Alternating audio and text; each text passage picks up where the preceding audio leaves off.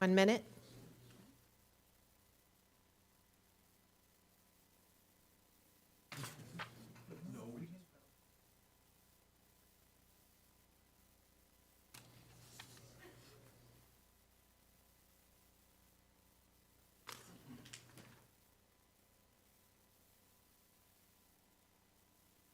I have 9:30. Very good. Thank you very much. Good morning, everyone. We'll go ahead and call the regular board meeting for Western Municipal Water District to order. If you have any cell phone devices, if you would be so kind in our audience to put those on silence or stun, so appreciate that. So you are not that person. At this time, we'll go ahead and call the roll, please. Thank you. Good morning.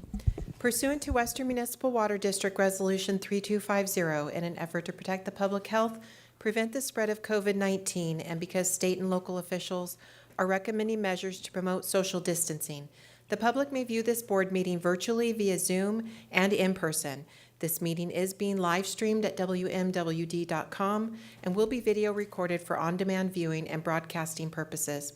As stated on the agenda, members of the public who wish to comment on any items on the agenda may make comments in person, virtually via Zoom, or by submitting comments on the district's website. Comments received on the district's website before 4:30 p.m. October 4th, 2022 will be made part of the board meeting record. For those participating in the Zoom meeting who wish to provide public comments, please indicate such by using the raise hand feature and we will call on you individually. For those participating by telephone who wish to provide public comment, you may do so by pressing *6 to unmute yourself and *9 to activate the raise hand feature. If there is more than one caller, you will be identified and called on one at a time. Any public comment will be limited to 3 minutes in duration. However, the presiding officer reserves the right to reduce the amount of time you will be allowed to speak to ensure that all members of the public have an opportunity to provide their comment. I will now take roll call for the meeting. Due to the complexity of conducting this meeting by Zoom Recording and in telephonically, progress. I will not be taking roll call for staff members or the public at this time. Director Roten. I'm here. Good morning. Good morning. Director Rizvi. Good morning, I'm here. Thank you. Good morning. Director Gardner. Good morning, I'm present. Good morning. Director Torres. Here. Thank you. Good morning. President Denstedt. Good morning. I'm present. Good morning. President Denstedt, you do have a quorum today. Thank you very much. At this time, we'll go ahead and call Chris up to the podium to lead us in the pledge. Good morning, Chris. Good morning, members of the board. I'm Chris Golden, Western Safety Compliance Coordinator, and I'm pleased to lead you in the Pledge of Allegiance this morning. Great.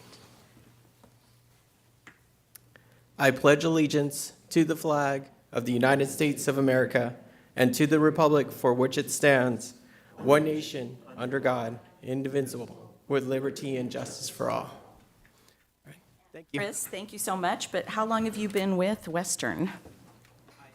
In April 2022. Great. Well, welcome so much. Thank you. And we appreciate you leading us today, and welcome to the agency. Thank you very much. Okay, at this time, we'll go ahead and move forward to our public comment section.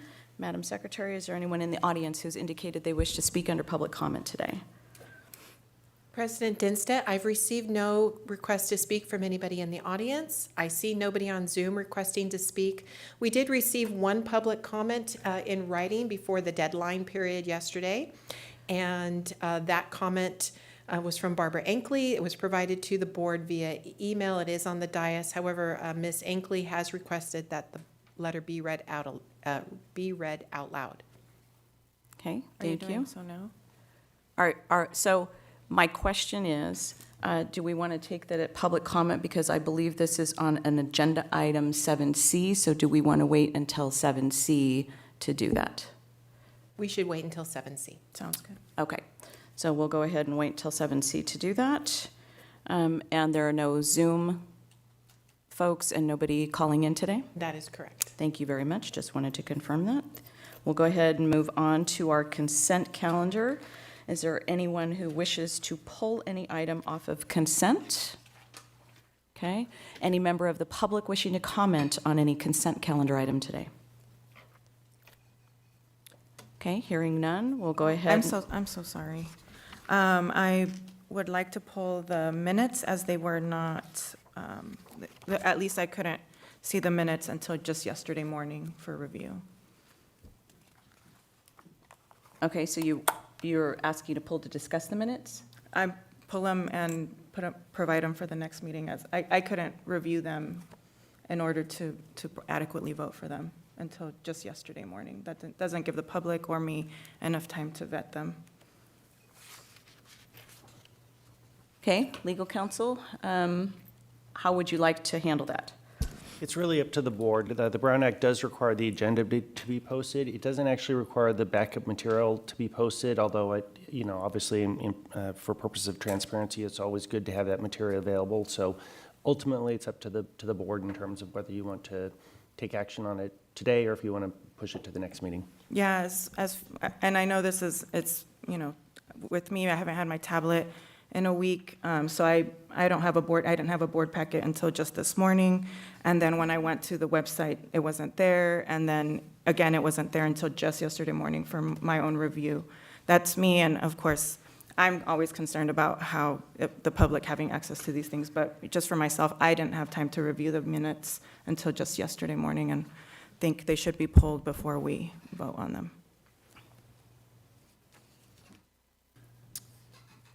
Any other comments from any other member of the board? Madam President, I would move approval of the consent calendar absent the minutes and carry the minutes over for 1 week or 2 weeks to our next meeting. Second. Okay.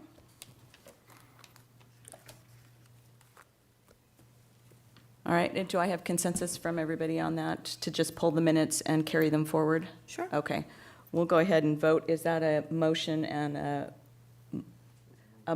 a second for the moving of the balance? Yes. Okay, we'll go ahead and call for the vote. Director Roten? Yes. Director Rizvi? Yes. Director Gardner? Yes. Director Torres? Yes. Director Dinstedt? Yes. Thank you. The motion carries 5-0. Okay. Moving on to items to be added to our agenda. Good morning, Mr. Miller. Good morning. We have nothing to add to the agenda. However, I just wanted to let you know that we will not need the closed session today. Okay, thank you very much.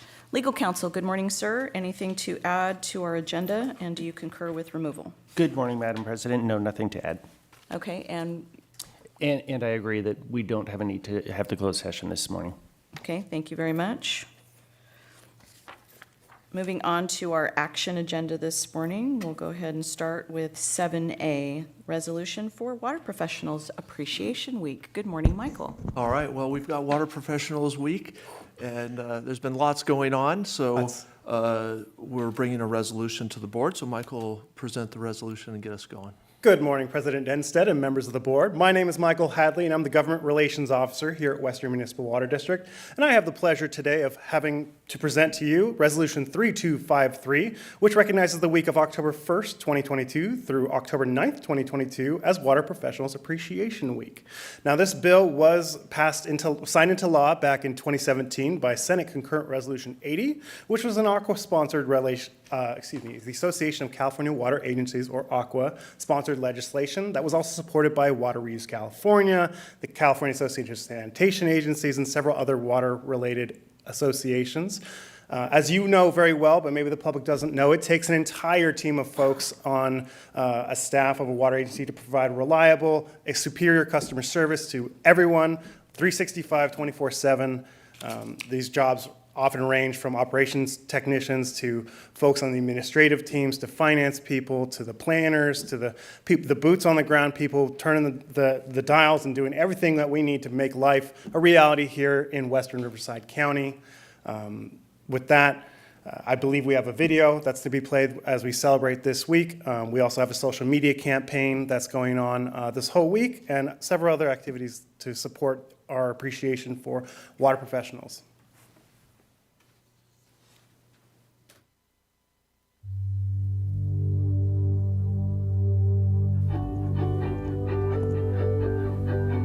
Hey, Western, good to see you again. This week, we celebrate California's 6th annual Water Professionals Appreciation Week. Without safe and reliable water, no community and no sector of the economy, from high-tech to manufacturing to agriculture, can thrive or expand. Water professionals work 24/7, 365 to plan for the future, maintain and upgrade their systems, and improve the safety and resiliency of local water supplies for our communities.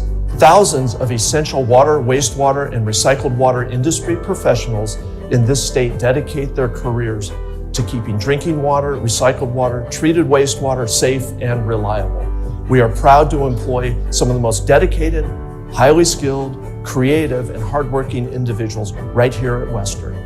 In celebration of this week, I want to express my appreciation for each and every one of you. You all play an integral role in Western's success throughout this year and continue to lead in service and innovation. I want to call out a few specific accomplishments. Our field teams who keep water flowing and systems going even during triple-digit heat waves, rain, and other challenging conditions. Our wastewater team has overseen several system improvements in RCRA and WRF. Our grants team has secured $9.4 million in grant funding and continue to improve our drought planning and response efforts. The Water Resources crew has been hard at work updating our master plans, getting the wholesale enterprise off the ground, and supporting long-term agreements that are critical to our water supply portfolio. Our ops crews, in addition to keeping the water and wastewater flowing rain or shine, you also managed to get key facilities up and running, ones like Sterling Pump Station and the Victoria Recharge Basin.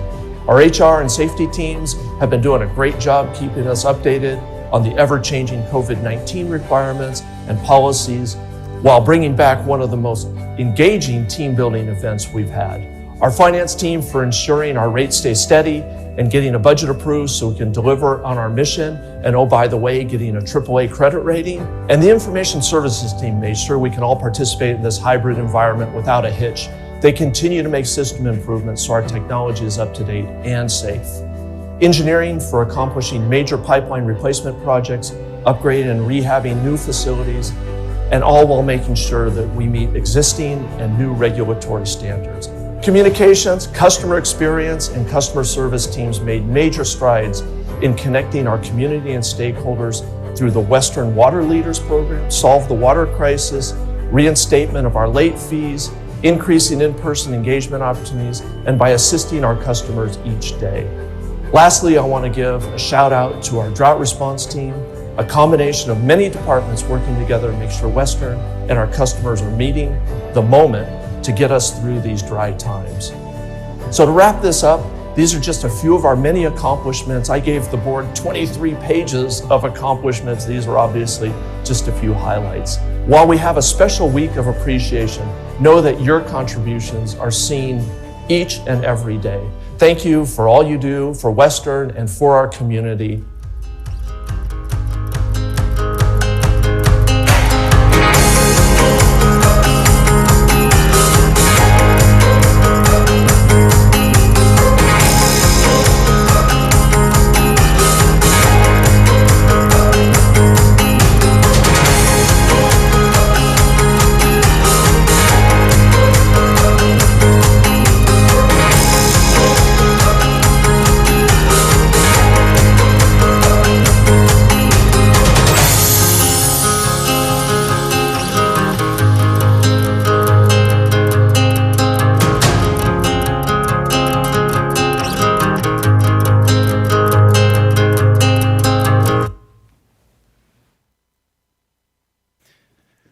This board does an amazing job year-round of showing appreciation for its staff, and we thank you for that, along with our Human Resources Department, who does an amazing job as well of making this regular.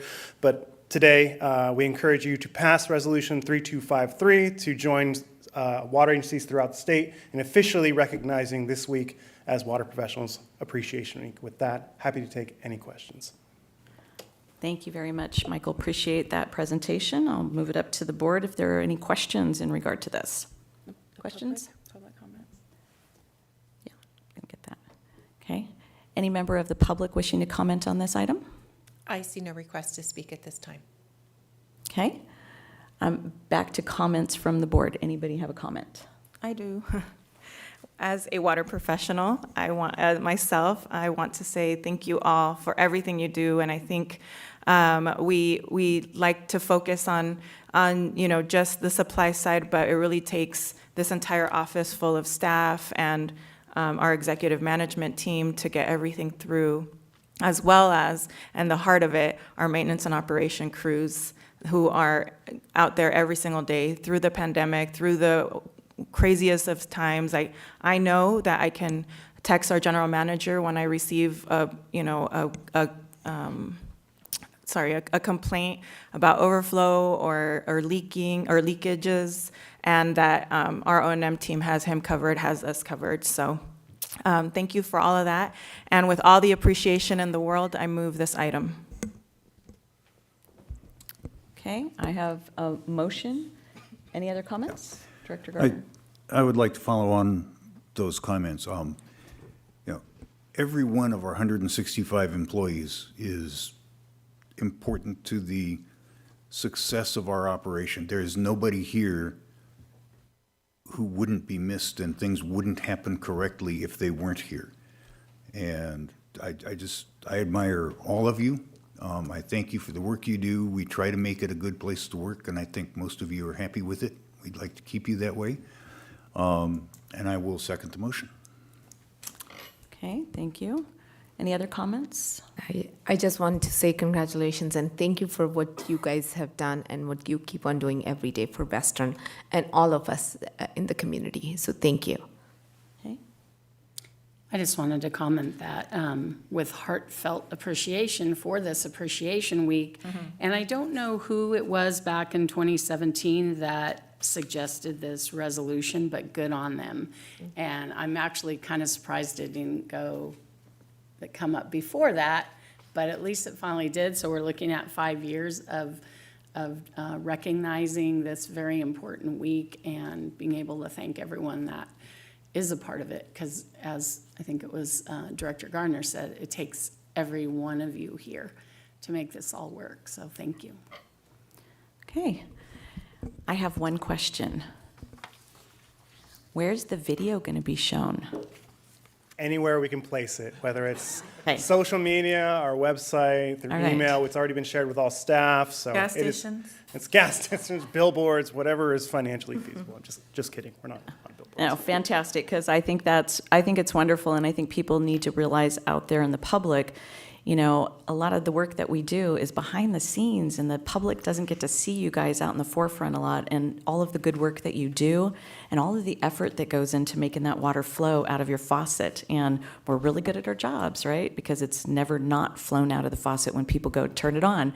And people need to realize that there is a mountain of people that make that happen, and they work really hard at doing that, and they accomplish exactly that goal. So thank you so much for your hard work, for everybody within the organization. Mr. Miller, thank you for being the lead of that organization, and your video, although I think our sound and our audio weren't exactly going together a little bit. No, I did it just like happens. that. Looked like a It was foreign almost language like the film. old Godzilla movies. Yeah, no, I thought it was perfect. No, so Word has it that was only in here.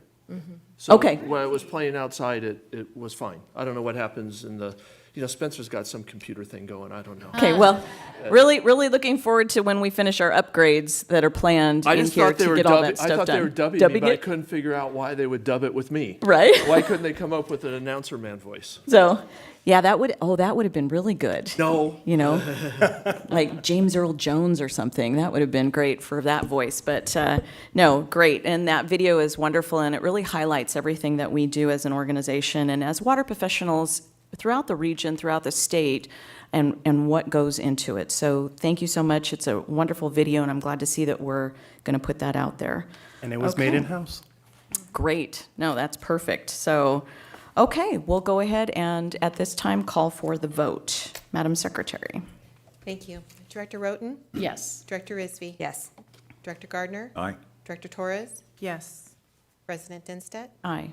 Thank you. The motion carries 5-0. Okay, thank you very much. Okay, we'll move on to 7B. Mr. Miller. Okay, so we are bringing before the board a support for the Delta Conveyance Project Environmental Impact Report. So as you all are well aware, the state has been working on the environmental documents for a one-tunnel option for Delta Conveyance. Remember, 4 years ago, we had a two-tunnel option, and the state said, well, we would prefer one, so we had to go back to the drawing board and redo all the environmental documents for a one-tunnel because that wasn't considered as part of the project. So 4 years of effort, that document is on the street for comments, and we think it's really important that we comment as Western on supporting that document. So we've included a letter to Carla Nemeth. So this goes to the Department of Water Resources. They're the lead agency. And we are collaborating with all of our fellow agencies, making sure that we're not the only ones speaking up. And obviously, Metropolitan is encouraging everyone to comment also. And as you're all well aware, there will be lots of negative comments, and there needs to be lots of positive comments because the overwhelming majority of people are supportive of this project, and we need to voice that also. So also on the dais, you have kind of a summary of the document itself. It's a foot thick. We didn't include it in the packet. Thank you. I know. You can certainly access it anywhere you want through Metropolitan, through DWR. But I think this is a really important milestone for statewide water issues and for state water resources. So I'm asking the board to agree to send a support letter. With that, I'd be happy to answer any questions. Okay, thank you very much. At this time, Madam Secretary, we'll go ahead and see if there's any public comments on this item. President Dinstead, I have no request to speak at this time. Okay, thank you. We'll go ahead and move it up to the board for questions. Anyone have questions? I have questions. Well, overall, I'm supportive. I just, there were two things that you said in your introduction, Craig, that caught my attention. The first one was, so this is for this is the EIR for the one tunnel? Yes. And we're supportive.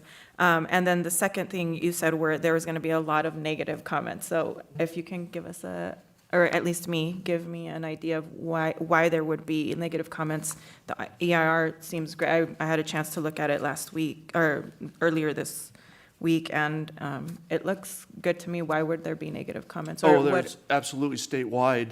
They've been trying to put conveyance through the Delta since 1980, and every single attempt they make, whether they're north of the Delta entities, in Delta agencies, in Delta communities, or environmental groups, they're trying to stop the project. So, and they always have been. Sorry for not being clear. What would be the negative comments? They don't want, it'll come in all sorts of different forms, from people that don't want construction impacts. There's people that want to protect the environment, and they think that this project is environmentally damaging. They'll disagree with the environmental document and likely make claims that it wasn't comprehensive enough. That's a strategy that's often employed. So it'll come from a whole bunch of different angles of people that do not want this to happen. And I'm just, it really is in my confusion, because I thought the point of going to one tunnel was because that was, environmentally. I thought that was the compromise between it. You're up north a lot more than I am. Well, so. yeah, it depends on who you're talking to. There are a lot of people that thought the Twin Tunnel project was very environmentally Sound. efficient, compliant also. And the environmental document supported that it was not harmful to the environment. So I guess the decision was made in Sacramento that they should go back and think about a one-tunnel alternative, I guess under the theory that it would be more environmental compliant, but the previous one was environmentally compliant through the CEQA process. I see. So a lot of politics involved. Do you have a sense of how the governor is going to react to this? Well, the governor said he supports a one-tunnel option. So I would After certainly hope you would environmental back review. this up, but we'll wait and see what the governor says. Okay. I think, That I was- hope he's supportive. It's 4 years and millions of dollars to get here, to change the concept of the project. Now, if you listen to a presentation about the new project, the one-tunnel project compared to the two-tunnel project, there's been a lot of mitigation and accommodations made in the design, the construction, the alignment, and all sorts of things. So Graham Badner spoke at the BIA conference and at the Orange County Water Summit, presenting the new project and talking about the changes that have been made to hopefully address some of the complaints that have come out in the past about the Delta. So I think DWR and the state contractors and Western, I believe that this is a very good project, and it's accommodated everything it needs to accommodate.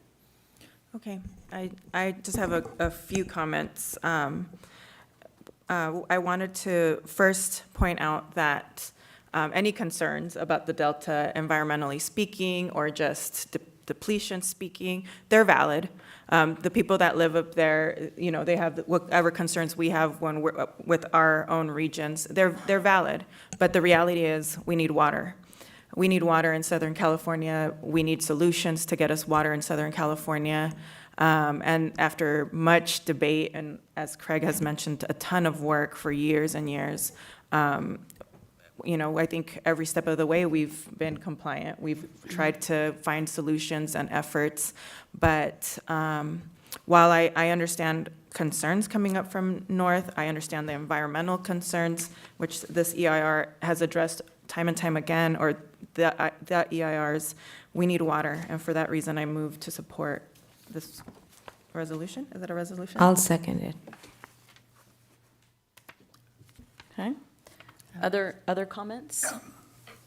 Oh, go ahead, Mike. Go ahead, Laura. No, you go. Oh, goodness. After you, Alphonse. No, I just, Sorry, just, Director Torres, just to, you kind of said that as a question. Is it a resolution? It will file a support letter. A support We're not letter. asking for a resolution. It'll be a Move support item letter. B. I'm like, I don't think it's a resolution. I was Because we would have looking said for resolution, the- it'll just be to file a support letter. And before my colleague makes a comment, to answer your question, and this was probably before you got on the board, I seem to recall that there was a gentleman that came in when we were talking about the twin tunnel solution and doing that, because part of that was for our concerns, and I'm talking about not just Western's concerns, I'm talking about statewide concerns of when the event is going to happen, the quake. And that the twin tunnel option was to talk about supporting what that meant to the Delta, and we watched that video of the infiltration of seawater coming in. You remember that video, Tim, that came in here? And maybe that's a good option to come back and bring sometime so that we could see, because that was for a seismic event.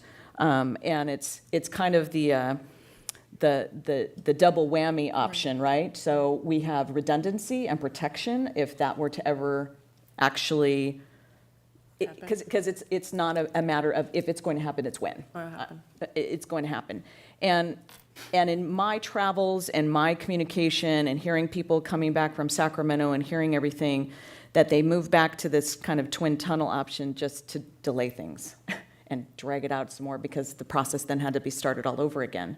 And that's not beneficial to us when we're spending millions and millions and millions of dollars. And I mean we as in the state, not Western. I mean that as the taxpayers, as the people that are, you know, really footing the bill on this ultimately to make that happen. So Tim, maybe that's a good rundown. Craig, I don't know if you remember that video that I'm referring to? So that is, that's a presentation that you also get if you go on one of Metropolitan State Water Project tours. And it's an analysis of what happens in a levee failure. And so you characterize it as a seismic failure, but I would also characterize it that two of the biggest levee failures that have happened have not been caused by seismic failure. Right. It was actually rodent failure. Right, it was And so rodents. the risk in the Delta is enormous. And I've heard it argued that well, the levees haven't failed because of a seismic occurrence. But then the same person said, but they have failed 5 times for other reasons. And I'm like, 5 times? We need a fix. So that is definitely an important element, and probably one of the leading elements of the real drivers for this project is you have to have a way to get water through the delta when it fails. And the other thing is this is bypassing a lot of that environmental network, and it just avoids the interplay of conveying water with survival of fish species. So it gets out of that whole environment. Right. Okay. Sorry, Director Roten. Go No, ahead. that's You okay. were next. This project is fascinating to me. I will concur with the comment that Craig made that we need to put positive comments out there, because I've been following the Delta Conveyance Project Facebook page, and there are very few positive comments. And I know everyone's entitled to their opinion, but I felt reading through it that a lot of it was recycled comments from the Twin Tunnels Misinformation. project, yes. And so they haven't, they haven't read 20,000 pages on the new project, so, which I get, totally. Yeah, so I just wanted to make that comment, because I didn't jump in yet to the conversation because I was a little intimidated by all the negative comments on there, but I know from what information we've been given in discussions and presentations like at the OC Water Summit, this sounds like it's even better. I think, Craig, you said, not that this one is more environmentally compliant, because the first one was as well, but maybe this one is more environmentally friendly to the folks that are going to be impacted directly by it. I think they've added a lot of elements that are community-focused Yes. for the community around the Delta, because we build our own projects and we keep the board up to date on our water line projects and how it impacts communities, because we don't want to impact people's daily lives. This is going to be a long project, so a lot of effort has gone into how do we mitigate those construction impacts for a project that's going to last 10 years. Yeah. Or whatever the timeline is for the project. So that's one of the big changes that's happened, a big community mitigation plan. And I and program. hope that the project will get that message out there through whatever it is, workshops, billboards, whatever they need to do to get that message across, because definitely those were a lot of the comments I was reading. And then, of course, there's the "we're stealing the water from Northern California" comment, that kind of thing. But I did have a question. So I know we talk about the levees and their vulnerability.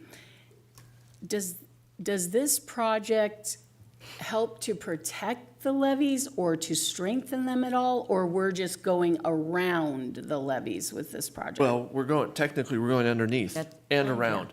But Okay. no, there's no element of levee protection in this.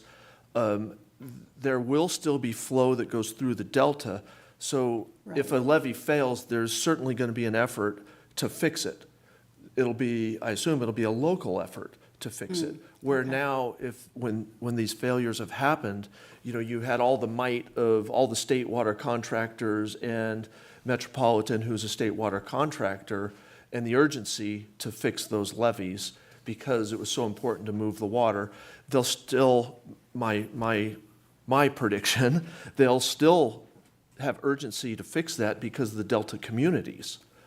But we will now have a path to avoid that occurrence. And, you think about it, if that seawater floods into the Delta, we can't transport water. It's going to be salty water. So it ceases all deliveries through the Delta until you can push the ocean back and get the seawater back out of the path. It could take a year. And so this gives us the opportunity to continue to take deliveries while that gets fixed if there is a Delta failure. Of fresh water. This will So be we fresh still- water. So okay, this, yeah. it takes diversions north of the delta at an elevation that's Okay. above sea level, quite a bit above sea level, I think 10 feet above the models that are showing climate change sea level rise. So it's very careful to be designed to only take fresh water under all circumstances. Okay, awesome. All right, thank you. Certainly. Director Gardner. Thank you. A question first, is Western reaching out to our chambers of commerce and the cities that we serve? I know the water agencies are paying attention to this, but I do not know that the chambers and the cities are as much, and I think comments from them would be very helpful and appropriate. So if we're not doing that, we probably should. I suspect we are. Here comes an answer. Here comes the chamber. So here it comes. No, when it comes to this type of issue, as a public agency, we're not necessarily allowed to tell people to go support a project. But if this passes, what we'll do is we'll share our letter with the chambers, the cities, the county in our area, let them know Western took a position on this, and if they themselves would like to take a position on this important project, that they can go to this website and go submit their comments. You can provide info. We can always share the position that Western took. Right. And then we can educate and inform. But that will, So- if this so- passes today, and- that'll be my task tomorrow. And another thing that we can do is to make sure that people are aware that the comment period's open. Yes. If I Okay. can also add, we have shared information about the project on our website, social media, newsletters, so that the community knows that this is available and kind of what the pros and cons are. Again, avoiding that advocacy, but just providing that information so those that want to engage can. Right. No, we cannot advocate for the project, but we can advocate for people to study the project and submit comments. Yes. And I thought we would be doing that, and I think we need to. Just as an example of why this is important, December last year was a pretty wet year, or pretty wet month, as we all remember. And it happened that Delta Smelt was present at the pumping stations at that time, and 236,000 acre-feet of fresh water flowed out the Golden Gate with no benefit to anyone or anything that could have been captured if the Delta Conveyance Project was in and operating. There was room, still is room in Diamond Valley Lake to store that 236,000 acre-feet, and it would have been a huge advantage to Metropolitan Water District and their customers, were one, to have that water be in Diamond Valley Lake as opposed to in the Pacific Ocean. So it is an important project. The one reason for going to a single tunnel was it does divert, or has capability of diverting, less fresh water farther upstream than two tunnels do. And it cuts roughly in half the construction impacts of building two tunnels. And that was intended to address some of the concerns that were raised with the original two-tunnel proposal. So I agree we need to approve this letter and get it in the mail. Okay. Director Risby. Just a quick follow-up. So once it's approved today, we are okay to share information on our social media, asking public to go ahead and make comments, right? Not asking, informing them on how they can make comments. That matters. There's a difference, right? Right. All right. And just one comment I have, Michael and Craig, perhaps we could float this over to WRCOG too, as with our partner agency over at Eastern, and have that agency do a comment as well, which Assuming they incorporates, also support.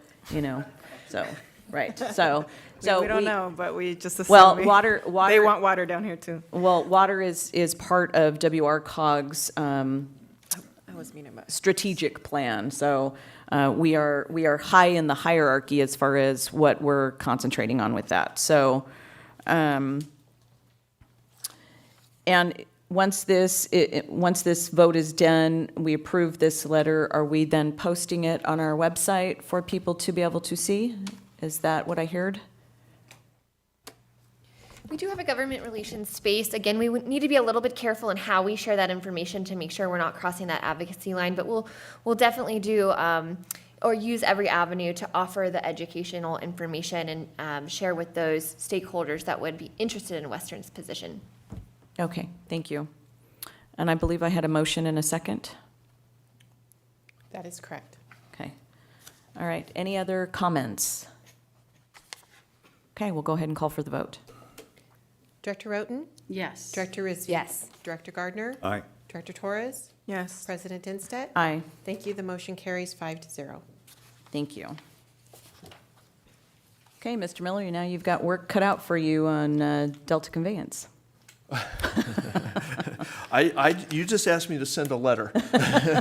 Did you have Can you a build it bigger too? vision than that? Yes, I do. Trust me, So- I will be dedicating a lot of my time and effort to improving statewide water supply. And I hope our colleagues around the region are taking the same type of consideration for this, so, thank you very much. Okay, moving on to 7C. All right, 7C is to consider the adoption of several ordinances, and I will turn that over to Mr. Ballinger to present. Good morning, Madam President, and members of the board. The item before you is the consideration and possible adoption of 3 different ordinances. At the September 7th board meeting, the board asked legal counsel to work on 3 policies, and those are the ordinances that are before you this morning. I'll briefly explain each of them. The first one is an ordinance dealing with the use of telecommunication devices during board meetings. The second is an ordinance dealing with the use of both audio and video teleconferencing during board meetings. And the third is a policy dealing with reimbursement of costs that are incurred or to be reimbursed by the district for events that are originally signed up by board members but later not attended. So we'll go over each of those in turn. With the rise of more kind of advanced telecommunication devices over the last decade or two, a number of public agencies have identified the need to adopt a policy that addresses board member use of those telecommunication devices during board meetings. And there are a couple of different reasons for this. Some deal with transparency in terms of the public's perception of what board members are doing, whether they're paying attention during board meetings, but also issues dealing with Public Records Act and whether the communications that are made by board members are in fact district business and therefore potentially Public Records Act that may be subject to PRA requests, and that imposes obviously burdens on administrative staff as well as legal staff in terms of responding to those PRA requests. And then also sometimes for quasi-judicial decisions, which water districts don't necessarily have a whole lot of, but occasionally we do. There are kind of heightened due process requirements that really require the board to be paying attention during those quasi-judicial decisions. So there are a number of different reasons for these types of policies. Our office has assisted a number of other local public agencies in adopting these types of policies. And so the item before you is an ordinance that essentially prohibits board members from using telecommunication devices during meetings. It broadly defines the term telecommunication device to basically mean any type of device that can be used to either transmit or receive information. So whether it's an iPad or a tablet, a smartwatch, a computer, it prohibits board members from using those devices during meetings, either meetings of the board, subcommittee meetings, or even meetings of other member agencies that we belong to. It does have 2 exceptions. One is for teleconference meetings. As the board knows, we now more frequently use teleconference meetings, and that necessarily requires the use of a telecommunication device, whether it's at home or at another location using a computer, a telephone. That's a necessary requirement for telecommunicated board meetings. And then the second exception is for family emergencies. So if a child or a sibling or a parent has a family emergency, This policy allows for a brief use of a telecommunication device that's absolutely necessary to respond to that family emergency. That's the telecommunication device policy. The second policy is a policy dealing with the use of both audio and video teleconferencing. As the board is aware, since, gosh, probably the late 80s, the Brown Act has allowed for teleconference meetings. At that time, it was mostly telephone, not computers and Zoom and whatnot. But during the COVID pandemic, the use of teleconference meetings became more of a necessity, and so through both an executive order as well as an Assembly Bill 361, which was passed by the legislature, the Brown Act allowed for more liberal teleconference meeting protocols. This last year, the legislature passed another bill, AB 2449, which is going to kind of pull back some of those requirements and those liberalized allowances. So we're now going to have three different types of teleconference meetings, which the first one would be the original kind, which you had to post the location that the board member is at. That location had to be accessible to the public. So if you're meeting from your home or your office, that location actually had to be posted, had to be listed on the agenda, and the members of the public had to be allowed to be there. Under AB 361, which was passed a year or two ago, it relaxed some of those posting and availability requirements, at least during a declared emergency. 2449 says that there's a third category where a board member has either a family emergency or just cause. Maybe they're sick or they have an illness that prevents them from being able to attend. Board members will be allowed to attend by teleconference meeting under 2449 under this third category, which again isn't going to require the location to be posted.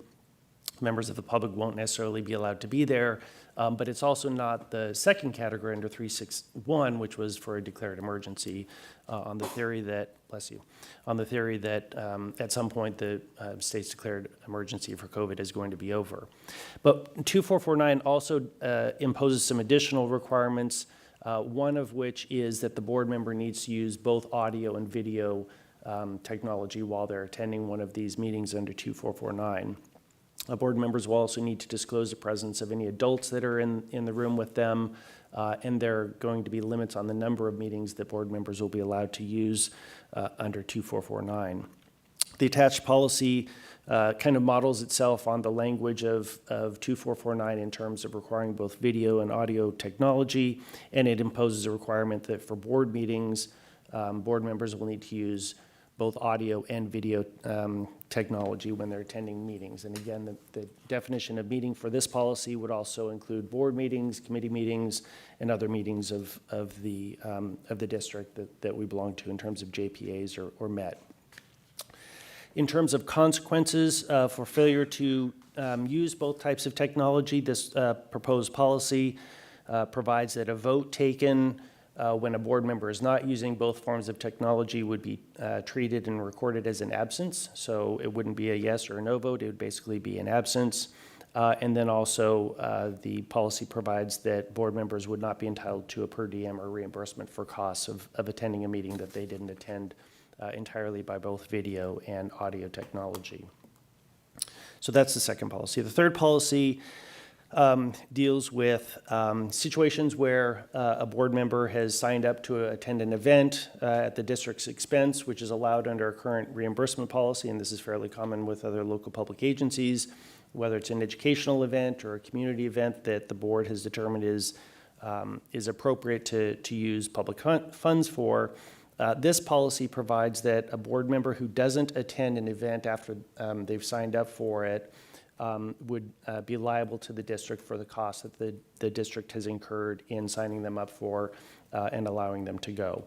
It provides that the district can then proceed against that individual if we need to, if we're not reimbursed for those costs, and can withhold future per diems and reimbursements as well. As with the earlier policy, this policy does have some exemptions. Two exemptions. One is for a documented family or physical emergency or other declared emergency. Obviously, in those situations, it wouldn't be appropriate to hold that board member responsible for not attending. And then second exception would be for what's called a de minimis absence, in other words, a small absence, stepping out of one of the sessions for an entire Aqua event. Probably wouldn't seem fair to require them to reimburse the district for the entire amount. Making a brief phone call at a short community event wouldn't seem appropriate possibly to require them to reimburse the district for that entire amount.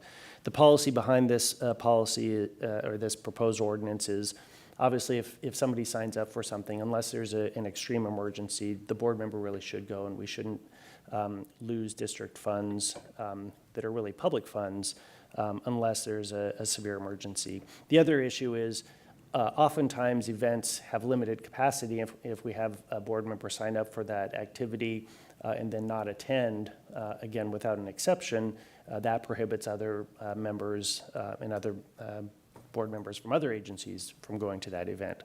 So those are the three policies that I have drafted. Obviously, these are for your consideration. If you want to make tweaks to them, you're certainly welcome to do that. That provides my staff presentation. I'm certainly available to answer any questions. Okay. Thank you very much. All right, we're going to go ahead and move to public comment. Madam Secretary, do we have anyone who wishes to speak on this item? I have Andrew.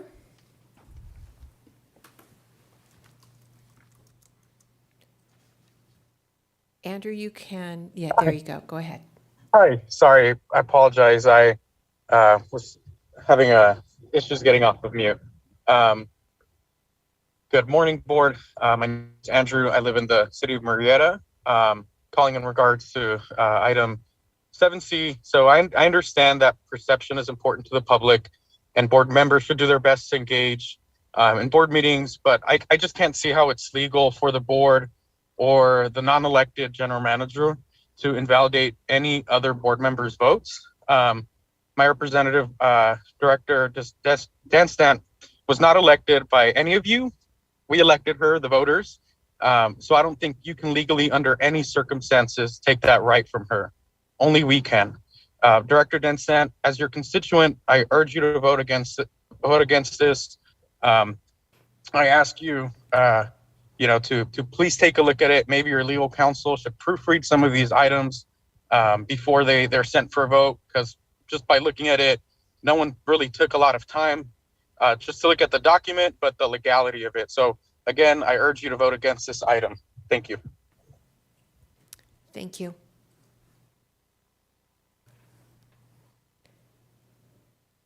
I see no other requests to speak. President Dennstead, we did receive the written comment on 7C. Is there a decision to read out loud or not? We read that out loud? Yeah, I think so, Okay. yes. Thank you. This comment is from Barbara Ankley.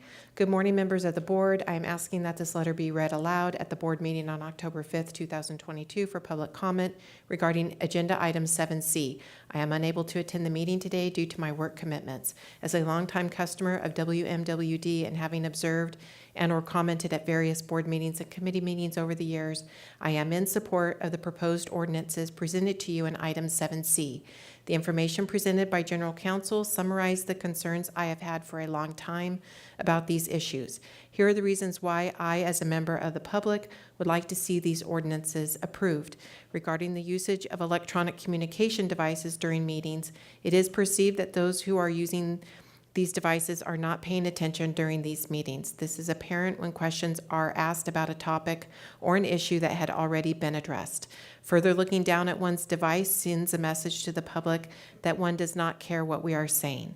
It also causes the public to think that those in the meeting who are focused on their devices are receiving information or advice that is not part of the public discussion at hand. This is not acceptable and does not support transparency from our elected officials. I have only one suggestion for the list of devices. Please include the devices that are worn on the body, such as an Apple Watch. The ordinance, with its two exceptions, will address and resolve this issue. Regarding the use of both audio and visual technology, I support this proposed ordinance. The public wants to actually see each board member as they are speaking and know that the board member is fully engaged in the discussion and is listening to the public. Talking to a blank screen does not give the public any confidence that the person behind the blank screen is actually participating in the meeting, but perhaps is distracted or engaged with other things going on at their remote location. Further, the public needs to know that the elected representatives are voting on issues that are fully evaluated during the discussion. Despite the challenges over the last 2 years, the public expects to see its elected representatives even on a Zoom call. Regarding the reimbursement of canceled events, when I first read the title of the ordinance, it appeared the event itself was canceled. Once I read the ordinance, it became clear that this is when a board member does not attend an event that had been paid for by the district for that board member. It is of great concern as a ratepayer that funds for these important meetings are wasted when someone chooses not to attend. Further, it concerns me that the point of attending the meeting is to gather information, find out what is going on, and report that back to the board. That doesn't happen when a board member does not attend. Each board member who attends these meetings represents the district and its customers. With the exceptions listed in the ordinance, not attending after committing to do so is unprofessional. These questions remain for this ordinance. What if the board member arrives late and misses a portion of the meeting? Is there a limit on the amount of time that the person must attend in order to be reimbursed or for the meeting to be paid for? Should there be different wording which makes it clear that this ordinance applies to a board member who does not attend or attends only a portion? Perhaps reimbursement of unattended or partially attended events or something to that effect. Thank you for addressing these important issues and listening to my comments. Barbara Ankley, in the end of comment. Okay, thank you very much. Okay, we'll bring it back up to the dais for discussion. Any comments? I do have one comment regarding having the video and call on call. Sometimes I'm attending a meeting and my internet goes down, and for that reason, I usually turn off my video so my voice can be better. Is there a rule or a suggestion in that, if the rule that's coming from the state or in this ordinance? Just because of that issue. Yeah, that's an interesting question. And I've seen that with other board members as well, and not just in this agency, but elsewhere. Under the Brown Act's new bill, it doesn't make any exception for that type of a situation. It basically says if you're going to be attending, you've got to do both. And I guess the consequence, the Brown Act doesn't actually contain any consequences for not doing both of those. But it doesn't really address it. This policy does, and it wouldn't make any exception unless the board were to create an exception for that.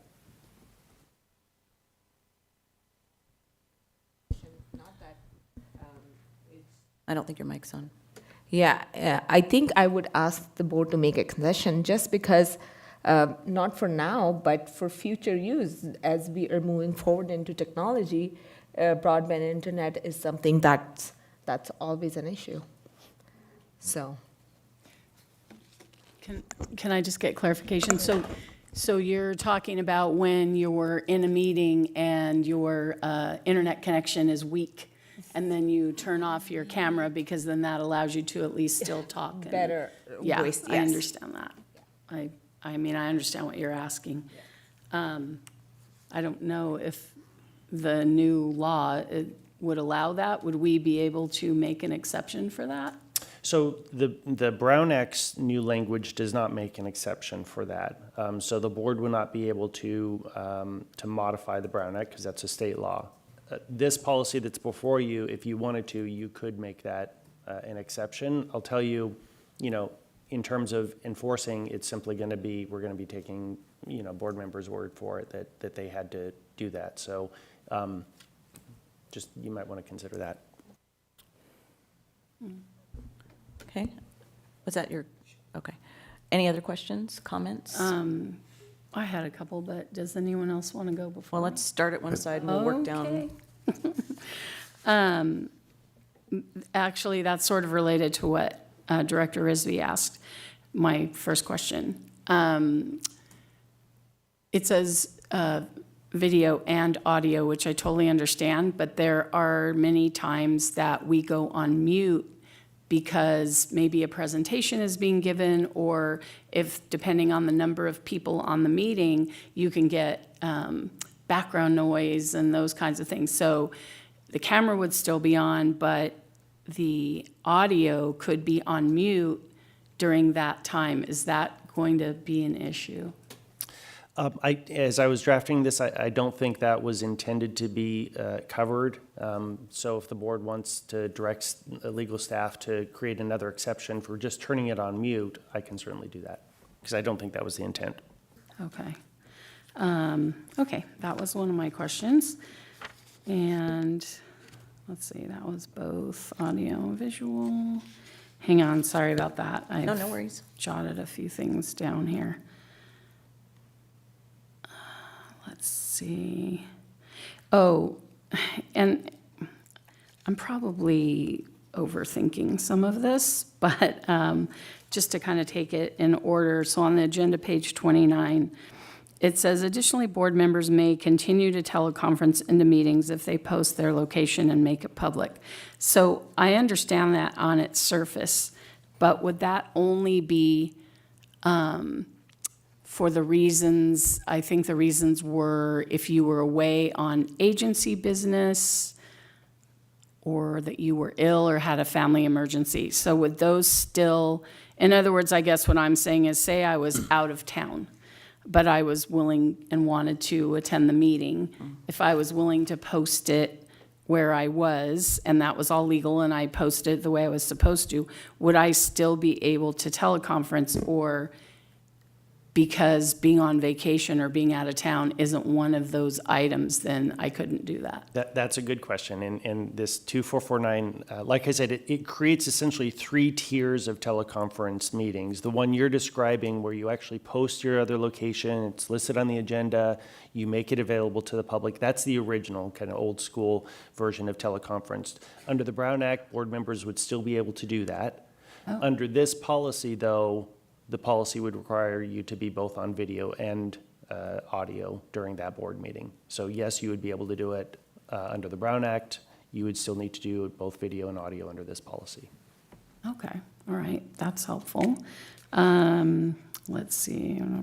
I will add, if the board wanted to make those types of meetings an exception to this policy, you could, under the theory that if you're making that location available to the public, they have the opportunity to be there and see and identify that, yes, you're in fact the person who's, speaking, casting votes, which is one of the kind of policies behind this ordinance. So again, that's entirely within your discretion if you wanted to create an exception for that old school type of teleconference meeting.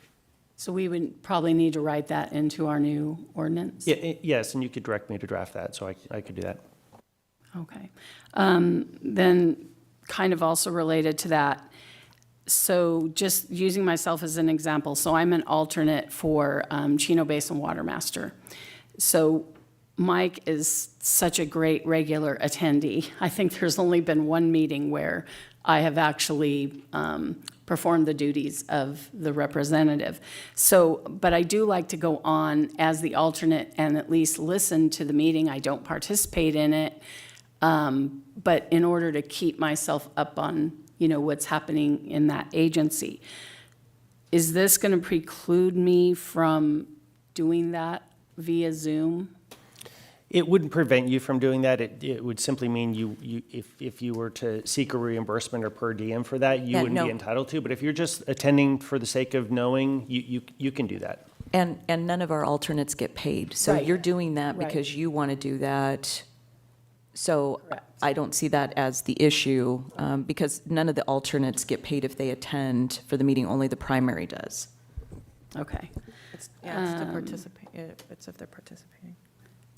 Okay, so in that case too, then probably the camera on, audio on clause wouldn't necessarily cover that because you're just an observer. Correct. This is really meant to deal with situations where you're acting as a board member and possibly taking a vote on something, and we want to be able to identify and verify that that vote was taken by the board member.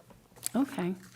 I think I'm almost done. Let's see. Yep, I think I'm good. That covered my initial questions anyway. Thank you. Okay? Director Gardner. Thank you. Just a couple of points. a member of the public expressed some concern about the ordinance as proposed, invalidating the vote of their representative. And my reaction is it does not in any way invalidate the vote of a representative. It ensures that the vote was in fact cast by that representative. And if that assurance is not there, then there wasn't a vote. I think that's the intent. And it's not like the board says, I don't like the way that board member voted, so we're not going to count it.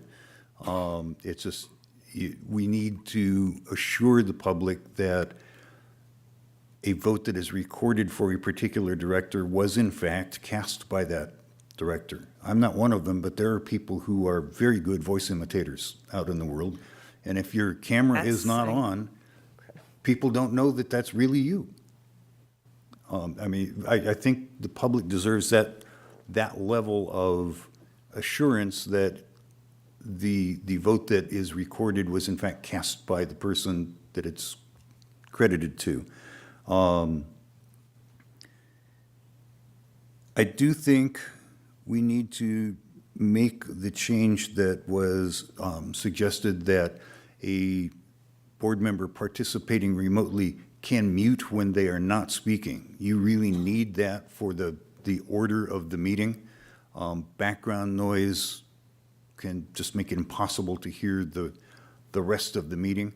And I think the intent is that you have both audio and visual when you are participating in the meeting, that video is on all the time so that people can assure themselves that the person is actually there and paying attention. But there's not a need for audio unless the person is speaking, whether it's a vote or a comment or a question, whatever it may be. So I would like to see that amendment go in. And I would just suggest that because there are some potentially different perspectives on different parts of the three ordinances, that we take three separate motions and votes. I just think it will be simpler that way. Let's see. Oh, on the attendance, eligibility for reimbursement, that you attend the entirety of a meeting. I think that's a good intent. We have all had times when we have been a few minutes late or leave a few minutes early. Perhaps after all the action items are taken care of, but there is discussion on a staff report or something. I think it may be appropriate to allow for that on some occasions, but we do owe it to our electorate, our customers, and each other to be present and active and paying attention in the vast majority of every meeting that we attend, that we are supposed to attend. So I don't know how you deal with that one. People can discuss what's de minimis all day long, and they will come up with different positions for different circumstances. So I think that one is a little challenging, and I'm not sure how we deal with it, but I think that's worthy of maybe a little bit of discussion when we get to that particular piece. I think, I want to just piggyback. I think Director Gardner is correct in everything he's mentioned. But I would actually like to make a motion to table this and have it go through committee, as it didn't. And not only are we confused, the public's confused. It wasn't posted online, at least, for anyone to review or look at. There's misspellings, grammatical errors. I'm not sure if we proofread legal counsel's work or vice versa, but I think something like this needs to be vetted properly. We have an entire committee to go over these types of ordinances, and it didn't go through us, even though we met just last week. And I think I'm going to move to table this item or send it back to committee That's my motion. These items, all three of them, that's my motion. I would just respond that the reason this one is being treated differently is the committee that you and I sit on was created to look at amending our existing ordinances, and these would be 3 new ones, and the direction of the board was for legal counsel to bring to it back. pull these 3 out and present them separately. Correct. And I think that's right, but when we did our censure policy, when we bring any new ordinances, they usually go through some type of a committee. Am I wrong? Well, but however, when this was brought up, it was a consensus of the board members that were present that we would bring this forward and legal counsel would draft it, and this is exactly what we're doing. Okay, So that my was- motion still stands. So that was the discussion at the time that these I were think- brought forward. I think it's incumbent upon us. I think it's incumbent upon the public. I prepared a bunch of notes to go through it, to talk about it, which we can do here. I just know that in our, leadership trainings and the advice we've gotten as a board is this probably something that should be in committee, these types of discussions. And so that is why, that's why I made the motion, and I'll keep my motion as it stands. Okay. There's a motion to continue this. I hear no second. So we'll continue with this discussion. All right, I'm ready for my discussion. I just wanted to be very transparent with the public. All right, I fully agree on passing ordinances that enhance transparency and accountability. I understand using cell phones while on the podium is a real and perception problem. As a millennial, I do absolutely everything on my phone, from order my children's prescriptions to approve the apps that they're able to download on their phone, everything I do on my phone. And so I know I need to be more cognizant of how that is perceived as an attention issue, which is valid. I also agree that the district should be reimbursed when a board member commits but fails to show up to an event because they don't want to or for the reasons not stipulated. When I first joined the board, our beloved executive secretary at the time made me believe that if something came up and you couldn't attend, that was okay. So I'm glad that we are addressing this discrepancy. Although, as noted by our public member, the discrepancy is not very well being addressed. The questions that she asks are good, and I think Director Gardner brought them up. There should be different wording. I think she says there should be different wording, makes it clear the ordinance is applied to a board member that doesn't attend only a portion. That's not addressed here. I think we can go through every single motion and, rip it apart and have legal counsel come back. But again, I have made my stance clear on fully vetting this policy. As for teleconferencing, if AB 2449 requires teleconferencing must be done through both audio and video technologies, then I agree, we should comply. That is the law. However, I am extremely concerned about adding penalties, punitive penalties, when we don't comply to things. What's next, right? And this one bothers me because it would and actually my question is, does AB 244 allow for the forfeiture of our votes? It makes no sense to me. As you know, I am against punitive actions towards our colleagues, as I was not elected to police any of you. I hope that if the law requires for us to turn on our phones and cameras, obviously I think the mute button is not a concern, but I think that we would all comply with it if that's what the law requires. But my real concern is that there is a provision, but my real concern is there even a provision in 244 that mandates we forfeit our votes for noncompliance? If we are able to vote, we should be able to vote. Disenfranchisement should not be okay as far as I'm concerned.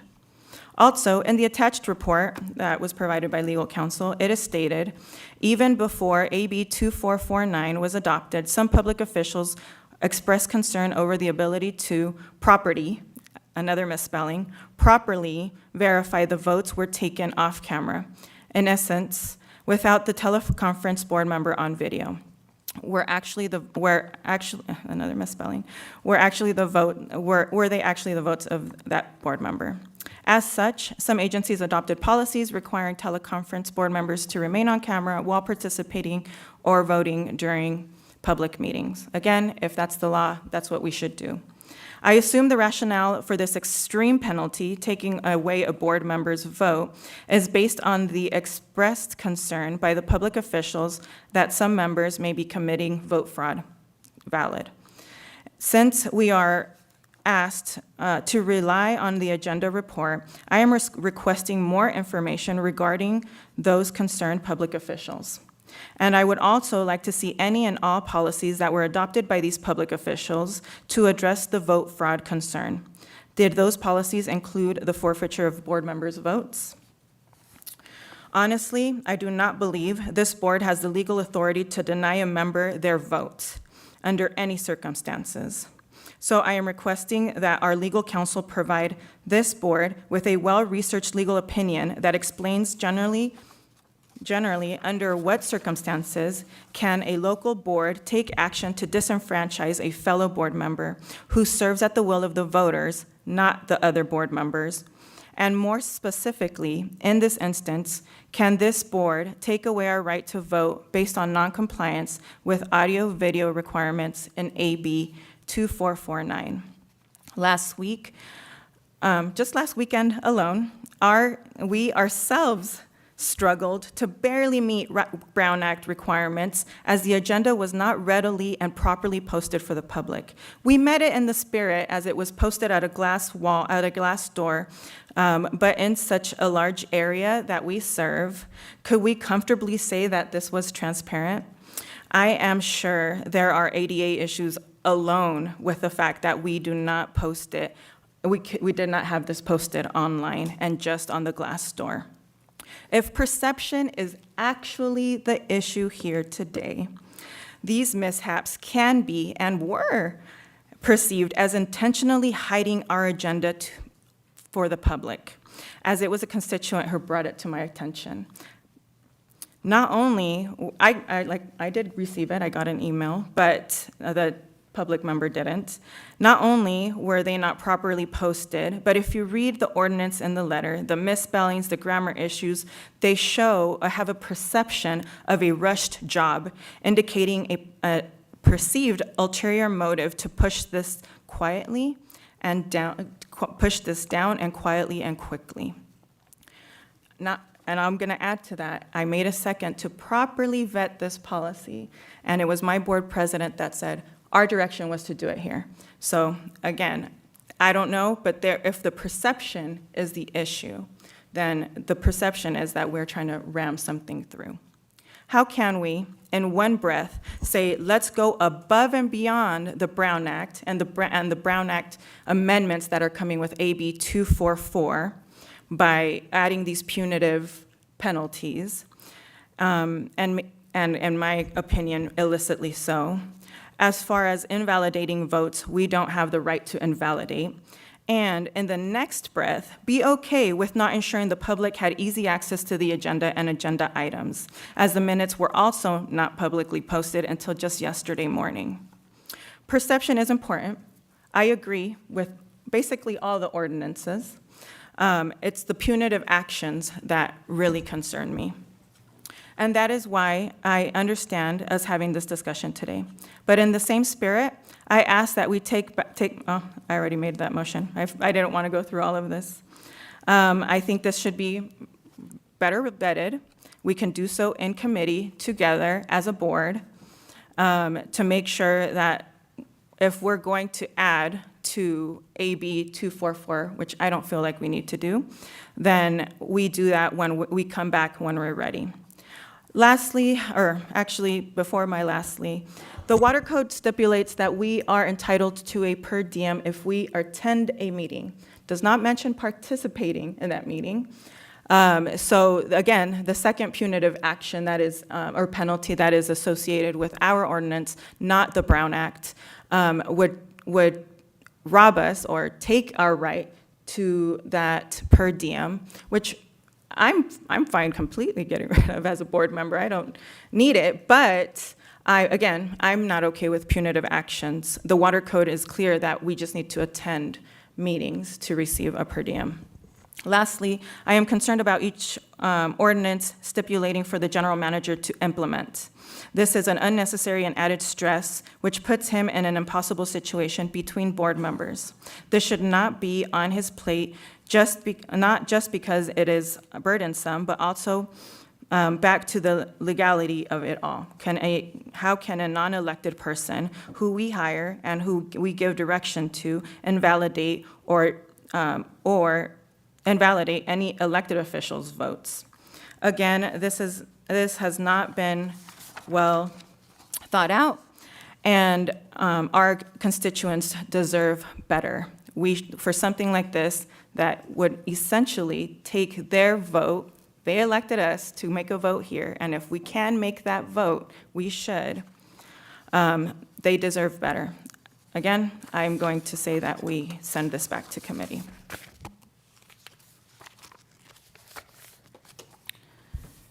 Legal counsel, did you care to respond to? There are some things that should probably be responded to. First of which is the statement that the district has not met its requirements under the Brown Act or may have not posted the items. Staff has confirmed that the minutes were in fact posted. The agenda was posted. To my knowledge, this agenda item was posted. It's posted last Friday, so if the board members or members of the public have information that it's not available, obviously staff and my office would like to know that as early as possible, not at the board meeting. Second, I'm happy to provide a more detailed analysis if the board would like. It is my legal opinion that the Brown Act allows local agencies to impose more stringent requirements on their board members with regard to attendance at meetings and vote requirements. So I can certainly put that in writing and provide you more detail if you'd like. And then with regard to the reference by the member of the public and board member Torres about punitive damages, that certainly wasn't the intent of the policy, but sometimes policies without consequences aren't really effective policies, and sometimes the legislature will adopt things like they've adopted the language in 2449 without really thinking about how they get implemented and how they're enforced. So sometimes that's left to local agencies and their legal counsel to figure out. So that's what we've attempted to do in this ordinance. Not punish, but just kind of make sure that the policy is enforceable. One correction, it was not posted on Friday, it was posted on Sunday. And it was posted on Sunday more than 72 hours before the deadline. It was more than 72 hours, which is the Brown Act deadline. It was posted in the board cabinet, as it always is every single meeting, on time. And the posting of any agenda online is a courtesy only. We do that as an additional effort for our public, our board members, our staff. However, it's a courtesy, and the reason it is a courtesy and not a requirement is because technology is not stable on occasions, and that was the reason it was not posted online, and the only reason it was not posted online. I do apologize for any typographical errors. That was a policy, an ordinance that was in draft form only, meant for discussion today, and came from legal counsel's office. In the future, we will make sure that we do review that better. Thank you. Tammy, it was posted online on Sunday afternoon with all the attachments in it. Monday, actually, it was early Monday morning. Okay, thank you. Thank you. Thank you. I mean, and like I said, we met the Brown Act requirement to post it, but that is exactly my point. We give a courtesy, don't tend to go above and beyond the Brown Act. So why do we need to do that now? The Brown Act is going to force us to turn our cameras on and to have our audio on when we're not muted. I assume that's correct. Why add the punitive and punishment portion of it? That's honestly my only concern. Everything else, if that is what we want to do, and again, this should be a discussion that is happening in committee, because I know of the things I mentioned that sound like, this seems like it's a rush job. A lot of mistakes. Legal counsel probably has a page full of notes of our own confusions, of the public members' confusions. And I'm going to hold to, I was elected, Director Gardner was elected, Director Denstead was elected, Director Roughton was elected, and Director Rizvi have been elected to vote on this dais. And I unequivocally condemn taking any of our votes away, because it's not our right, and it's certainly not the general manager's right to do so, only the voters. So those were my only two problems, were the two punishments. So if we can scratch those off, then you bet after we pass this ordinance, or after AB 244, you'll see my camera on every time that every time that we have to, because it is a Brown Act requirement. And if we're okay with just barely meeting the Brown Act, why is it in this case that we want to go above and beyond completely? That's what I'm concerned about. Okay. Other comments? Is AB 249 already passed and ready to, is it implemented already? So AB 2449 was signed by the governor a week or two ago, and it goes into effect January 1st, 2023. 2023. Correct. So this was intended to get in front of that and make sure that we were doing what was appropriate with the new legislation that was passed. And then some. This is about, these policies have come to light to address not just the 2449, but it is more about transparency. It's about accountability. It's about stewardship.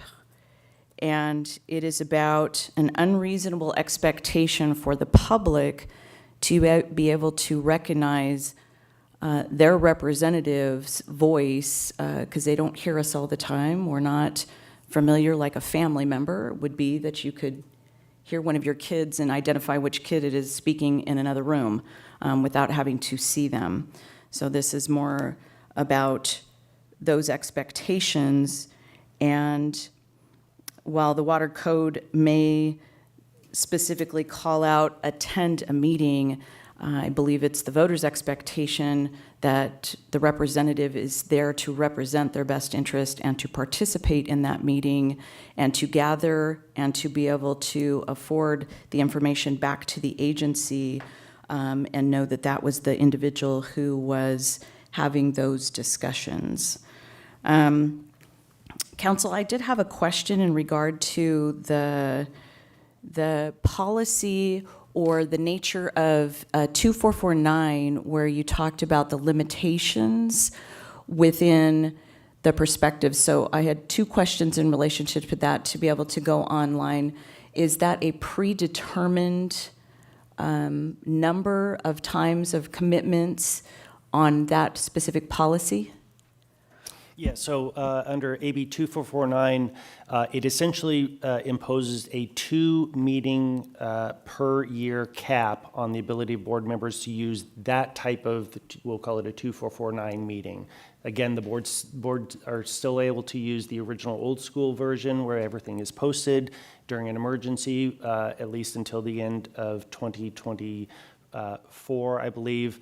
Boards will still be able to use the emergency teleconference requirements under AB 361, but under 2449, board members will only be allowed to use 2 of those per year. There's some percentage caps, but for boards that meet as regularly as we do, it's a 2-meeting per year cap. I've neglected to mention the per diem issue, but since you raised it as well, the Water Code does allow local agencies such as water districts and their boards to adopt an ordinance allowing for per diems. but that has to be acted on by the board. In other words, it's not a statutory right. And so for that reason, I'm of the legal opinion that kind of what the board gives in terms of allowing for per diems at attendance at meetings, the board can condition. And in this case, that's really what the board is doing. It's conditioning a board member's entitlement to a per diem on their attendance in the way that this board believes is appropriate. And if that's attending by video conference as well as audio, then I believe that the board has the legal ability to do that. Okay, thank you.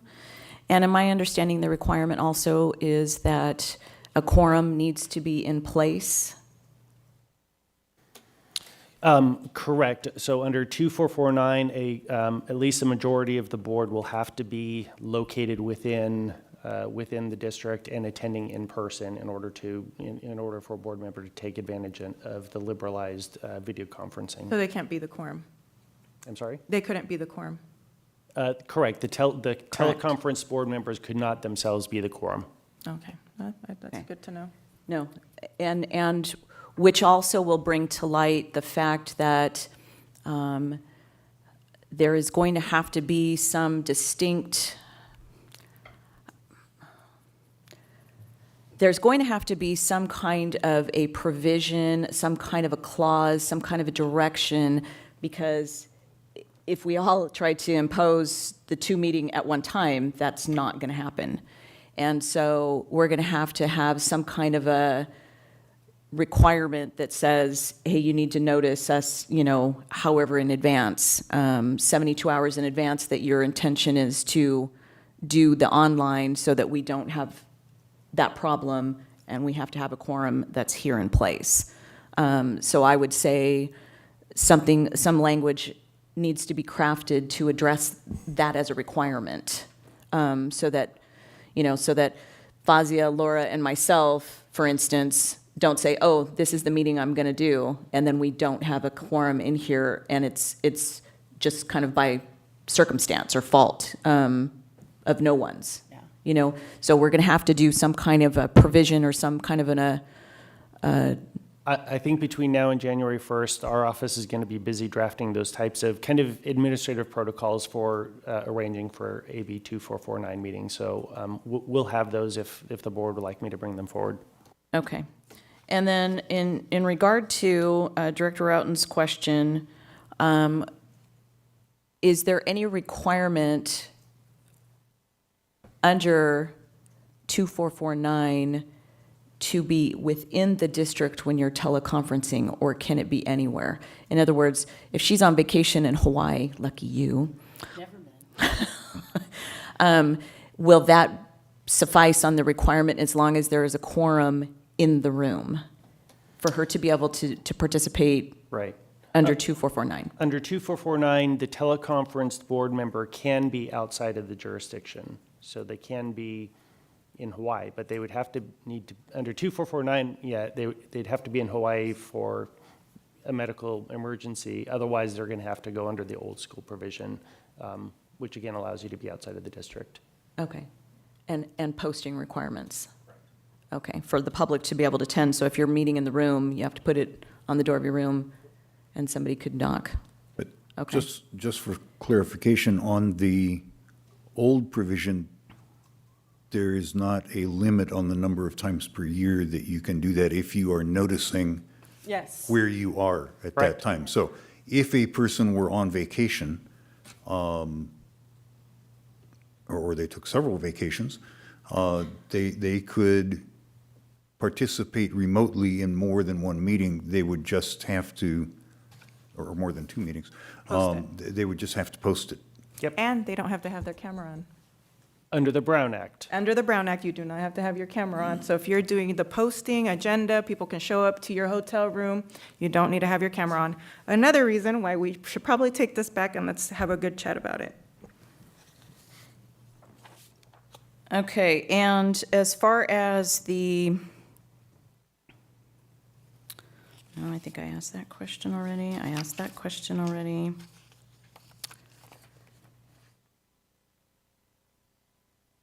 So I think we're all in agreement with the mute button because that's just kind of as we've gone through the pandemic for the last, 2+ years, I think there's been kind of an etiquette rule, right? For people to be able to work through Zoom. So I think doing the mute button is absolutely appropriate. Your camera's on, you're paying attention, you're there, everybody sees you. I think we've all gotten the art of the mute button. As far as Director Gardner's comment for de minimis attendance, I don't have a problem with that because there have been times where one of us have had some type of other commitment for the district where if the meeting has run long, and we do that. So I think there probably needs to be some caveat as to a percentage, whether we want to call it 50 plus 1, whether we want to call it 3/4 of the meeting, whatever we want to call it, because if for some reason you're moving on to another meeting because you're double booked and you have to drive now, I think that should be a caveat. I don't think it should be a absolute on a 100% commit attendance because things happen and we can't predict. And it's not intended to be that way. It's intended you're here to be participant in a majority of the meeting, and we need to determine what that majority consideration is to be a part of that. So, thoughts on that? Yes, I was Director going to Isby. bring that point again.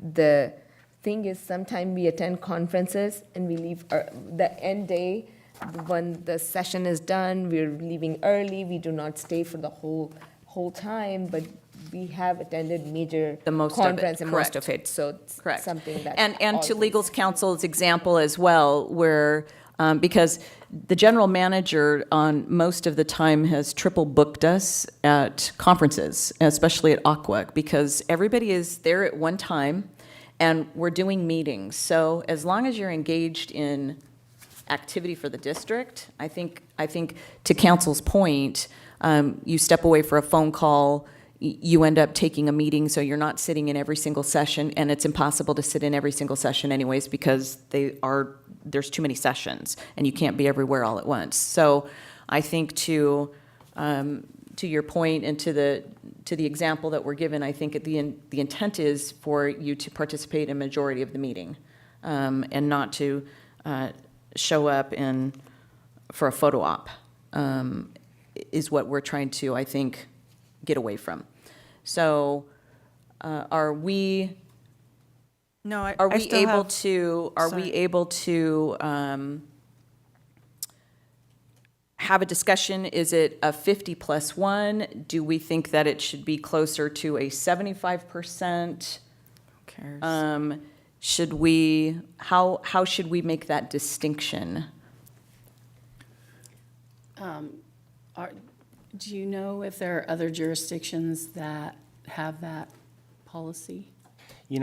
I'm not aware of any. I inquired of my colleagues at the firm, and I did not hear back from them about any others. And this is always a tension when you're drafting something, whether it's legislation or a contract, is kind of specificity in terms of putting numbers, which the member of the public asked for, versus, just using language, in this case, some Latin. And the issue with using numbers is, in terms of administering it, enforcing it. Who's there's no- going to take attendance and who's going to be there to make sure it was 51% or 67%? I don't want to sit here and watch that Mr. Gardner sat down for 59 minutes at a meeting. That's not the best use of my time either. Which isn't to say the board can't or shouldn't maybe throw out a number and use that as general guidelines. So whatever the number is, whether it's 75% or 80% or 60%, if the board would like to direct legal staff to do so, I can draft language that basically says, de minimis is generally going to be not more than 25% of the meeting, or whatever that number is. So I think you can do both. For what it's worth, I think there's a practical distinction between the amount of time a board member spends in sessions at a conference or at side meetings at a conference and the amount of time a board member spends in a formal meeting, Right. like a board meeting or a committee meeting or any of the other entities that we send representatives to. I think we need greater flexibility for something like a conference. I would suggest, just for consideration, that for a formal meeting, board meeting, committee meeting, a meeting of one of the regional agencies that we sit on, that to be eligible for compensation, a board member needs to have been at that meeting for 3/4 of the length of the meeting by time. So, and typically, whoever is keeping the minutes of that meeting will include in the minutes, you know, Director so-and-so arrived at 9:15 after the roll was taken, or Director so-and-so left the meeting at 11:45, and then the meeting carried on until 1 o'clock, or whatever it is. I think that's typically in the meeting minutes of most agencies, and I think we should use that as a guide. Actually, it is on the back page. It is on page 2. It says that the meeting ended at 11:04. Does not say when you walked in or when you walked out, Director Dunstead? No, we'll have to make a correction so that we know exactly which board members were in attendance for that workshop and not. So we Or would it's- ask so CDA, WRCOG, RCRA, They all do that. Metropolitan to note when you walk in and when you walk out? They do. They all do? Yes, they do. Okay.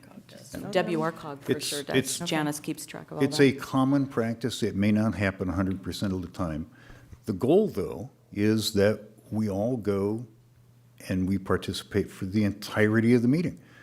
There are times when that doesn't happen, but I think our goal is that a director doesn't get compensated for going to a smaller portion of an important meeting. And, you know, it just, you did not participate sufficiently to have earned the compensation, I think is the intent. No, I actually agree. If there's a dinner and I don't want to go to the reception portion, the meet and greet part, but I go and eat the dinner, I think that's okay, and I agree with Director Gardner in that that's probably not where our best time, and I think in the spirit of this, those are the things that would be reimbursed, right? No one pays anything up front for board meetings. This policy, I would like to clarify, this policy really is for attendance at those other types of events, not actual board meetings. In fact, the ordinance specifies it's not intended to cover board meetings or other committee meetings. If the board would like me to, I can draft that, but this is really more for those other events. Nobody understands what's going on today. Well, it's not my fault if people didn't read the backup package. He just But- corrected you, Director Gardner. You are No. talking about board meetings, and this specific thing specifically says it doesn't My apply point to board my meetings. point was that there ought to be a distinction between things like board meetings and committee meetings and conferences. It's there, that's good. Oh, I guess I agree, so I won't push it, but Well, it's probably going to be best if we sit and discuss one topic at a time. So let's take it with the first suggested ordinance for electronic communication devices during the meeting. Does there anybody have any comments of legal counsel in regards to the report that's been put forward to not use electronic devices during the meeting? I think that one is good as presented. I would ask that if there are grammatical or spelling errors, they be corrected. But I think it is well-drafted. I think it accomplishes the purpose that we all have in mind, and I will move approval. I want to make a secondary motion to approve that policy as is, but removing implementation, which gives the general manager his or her designee is hereby authorized to take such actions as may be necessary to implement this ordinance. I feel that puts way too much burden on the general manager. That's my secondary motion. The general manager shouldn't spend a lot of time having to implement and see who's looking at their Okay. phone, who's allowed. So, and your suggestion for an alternative? Remove that entirely. Number 3. We already have a policy, if we're not meeting these ordinances, where the board members would take that into account. So we don't need to add item 3. That is, again, my secondary motion is to approve. To police ourselves. To police ourselves. General manager is busy enough to police us. Okay? In the very, very back in this policy. Section 3 of the ordinance on page 3. Section 3 of the ordinance, yeah, thank you. Of each ordinance has the same language, so I'll probably be making the same for all these motions, so. I think that is a lot to weigh on a general manager, and probably put him in a difficult situation. Could I suggest we ask the general manager if he sees that as burdensome? It's our job to direct him. So that is, I It's think also that our- is a direction yeah. we should not give him. It's also our job to seek some advice from him. If he thinks it's reasonable and not burdensome, then I don't see a problem with it being there. If he does think it's burdensome, then I don't think we should do it to him. No, But I think we should have give him an opportunity I- to say something if he wishes to. I agree. If- Mr. Miller, did you care to opine? Well, whether it's the general manager as designee, someone, needs to watch and make sure that, people are in compliance. So someone's got to do it. I don't know how else it's going to get done. Okay. I don't have a problem with that being legal counsel if it's too burdensome for the general manager. I would suggest legal counsel. Okay? We're not giving him, a general manager, too much responsibility as it is. The biggest responsibility is the water crisis. Okay, then I will amend my motion, my secondary motion to, yes, adopt, I don't even know what this is called anymore, 7C1, to change. Adopt section 2.15.13. On the district. agenda item, to remove general manager and replace him with legal counsel. I'll actually take that as a friendly amendment to my original motion. I rescind my motion. Okay? So, So, All right, Just- do I Second it? have a motion then in a second? Oh, Yeah. not seconding. Okay. I'm not sure if there was a second yet, but There was not. So you're. No, I you're- haven't. I'm So, waiting I've for- gone let- to a let- motion let and me a motion restate- for a let me restate substitute, the motion. correct? Okay, so, Restate it, that's okay, fine. so Director Res- Gardner, would you like to restate your motion? yes, that we adopt the ordinance proposed as written, with any corrections of grammar or spelling that are necessary, and substituting legal counsel for general counsel in section 3. General manager. Yeah, I'm sorry, general manager. Correct, okay. Okay, and that's your motion? Yes. Okay, thank you. Looking for a second. I'll second it. Okay. I have a motion and a second. We're going to go ahead and call for the vote unless there is any additional comments. Okay, we're going to go ahead and call for the vote, and then we'll move to the second item. Madam Secretary, if you could call the vote, please. Director Roten? Yes. Director Risby? Yes. Director Gardner? Aye. Director Torres? Yes. President Denstedt? Aye. That motion carries 5-0. Okay, thank you very much. Okay, let's move to the second section. That's for dealing with the teleconferencing of the meetings with audio and video on. Is there any additional comments or questions for clarity from legal counsel? I have, is it just from legal counsel that you're asking? Yeah, yes, because legal counsel is presenting this. So is there any clarification that anybody needs from legal counsel on regard to this ordinance? Okay. I think we've had a consensus, legal counsel, for substitute language to deal with a mute button. I think that was been consensus with the board. It's not the intention to have bad etiquette during a teleconference. Were there any other exceptions that we discussed? I did ask for the technology, like if somebody is there attending most of the meeting, but there is a technology issue, they should be allowed to vote if they're not online, right? So If I'm present most of the time. No, the ordinance does not allow for that. I would say that if for some reason, because here's the bottom line perception.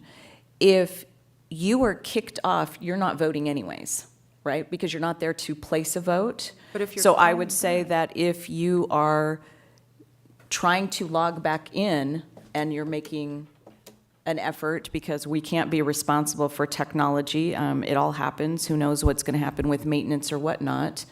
I would think that that is doing your due diligence to reconnect to the meeting. Council is there, because I would consider that de minimis in its entirety, and if it happens during a vote, it's not going to be counted anyway, because we're not going to go back to ask No, that but member for a vote. What she's Or is- referring to is sometimes you turn your camera off because the bandwidth isn't there to Oh, allow. the bandwidth isn't there for So I you're misunderstood your- crackling on, so you turn your camera off and it boosts your audio ability, is I think what she's talking about. I will say it's a legitimate issue. I will also say it has the potential for that exception to swallow the rule, in the sense that there is not going to be a way for anybody at this dais or on staff to be able to verify whether in fact a board member is turning it off because of technological issues versus just not wanting to be on camera. Okay. I declare technology issues. No, but I mean. No, But, you're right. but to let people, Say it. people know what's going on. Well, here's another You can fundamental. see a technology issue too, right? When they're paused, or you can see, you're freeze, you're on this phone and it sounds choppy. You can see that Okay, so or hear it. here's a technology question, and this might be probably more for the general manager than it is for you. Sorry, legal counsel. There are certain areas of your expertise that, okay? Mr. Miller, in terms of all board members are issued a district iPad, is that correct? Yeah, if they request one. Okay.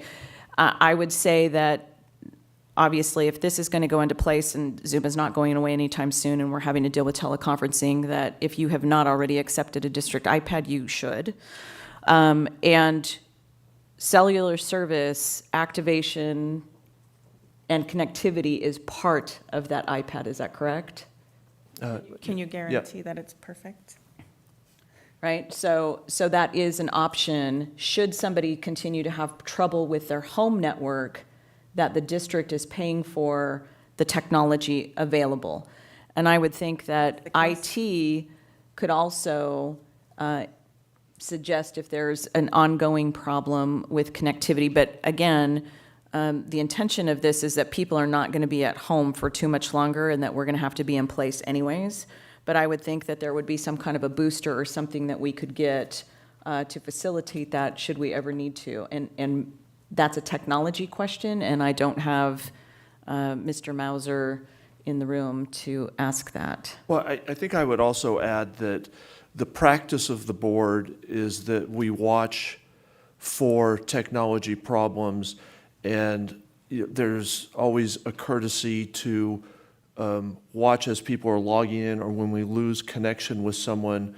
If it's a vote, you can obviously wait till that person gets connectivity and can turn their video back on, rather than barging through a vote, which would potentially purposefully look like you were trying to exclude someone.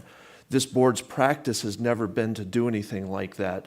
So I think the ability to wait if you see that someone's been on the screen for 95% of the meeting and all of a sudden we lost them, our practice, and Tammy's very careful about watching who's on Zoom, and this comes up fairly regularly when we start meetings. We tend to wait for everyone to get there. We can see when people are connecting, but they're not quite on audio, and we'll pause and make sure that they're heard and they can respond. I don't see that practically changing, that if we lost connectivity, and I understand what Director Rizvi's saying, and it can be an internet problem, it could be totally out of a board member's control, but I don't see that this ordinance would be restricting the board from waiting, knowing that Director Rizvi or anyone else wants to be a Was part of the there. meeting. Okay. We could wait and Okay. make sure that that happens. So I don't see this precluding that. I understand the argument being made that you could, kind of ramrod your way through the agenda and exclude people. I don't see this board as trying to do that. Okay, thank you. That was a long answer to, yes, we do provide iPads. Yes. Well, And you could do hotspots if necessary. right, and we could. But that- add hotspots. And that was my point, is that there is technology available to us should we need to do that for some reason, that there's connectivity issues. There are alternatives. You just need to contact the district to assist with that technology challenge. If you haven't taken that upon yourself to do it, I had to do it when we went to teleconferencing because I was still on dial-up, so. Director Dunstead, I'm glad that you're going through all of these de minimis issues, but I brought a very serious one up, and I think that should be discussed. I think the two consequences should be eliminated. If it becomes a problem, maybe it's a discussion for a later time, but I cannot support a policy that has this last paragraph, and it's finally accompanying ordinance is provided. The consequences will be any votes such member makes will be recorded as an absence, and the per diem, I don't have too much problem with the per diem. I have a problem with punitive actions. And we have not discussed that, and I would like to discuss that. And you're calling out page what? Page 31. As I said before, if the Brown Act requires us to turn our cameras on, then we better turn our cameras on. Although we just made it very clear that the Brown Act does not require us to do so if we publicly post outside of our door. So that is my concern. So if the Brown Act, if I'm outside, if my house is where I'm doing a board meeting and I'm or in Hawaii, and I posted it outside of my door with enough time, the Brown Act does not ask me to turn on my camera. So you're going to invalidate my votes at that point. I don't think basically I'm just saying we don't need this last part. We don't need it. We are already adopting a policy asking us to turn our cameras on before before AB 2449 asks us to. So that is the discussion I want to have, is removing that language. And I don't know if we need to do this again, but it should be general counsel that implements, not general manager. That is the discussion I want to have. Okay. Additional comments, legal counsel? Nothing from legal, no. Okay. Madam President, I would just say that I think our board, if it desires to, can say that our policy is that you will have your camera on for any meeting of the board or our committees. And that's what this policy does, right? Yes. And Right, it goes beyond what the Brown Act Right. calls for, which is really irrelevant. This is something that we want to do, presumably, and we have the authority to do that. I think we also have the authority to say, you have not voted if you are not visible making that vote, casting that vote. I would disagree, and that's why I asked for that's why I asked for case law and legal precedents and legal opinion, I'm sorry, not your legal opinion, if that is the case. If you are present to vote, can the four of us, the other four of us, invalidate your vote, Mike Gardner? That is my question. I don't think we can legally do so. Aside from that whole conversation that I think is very wishy-washy, I already don't think we need to have that language because this is telling us to turn on our cameras.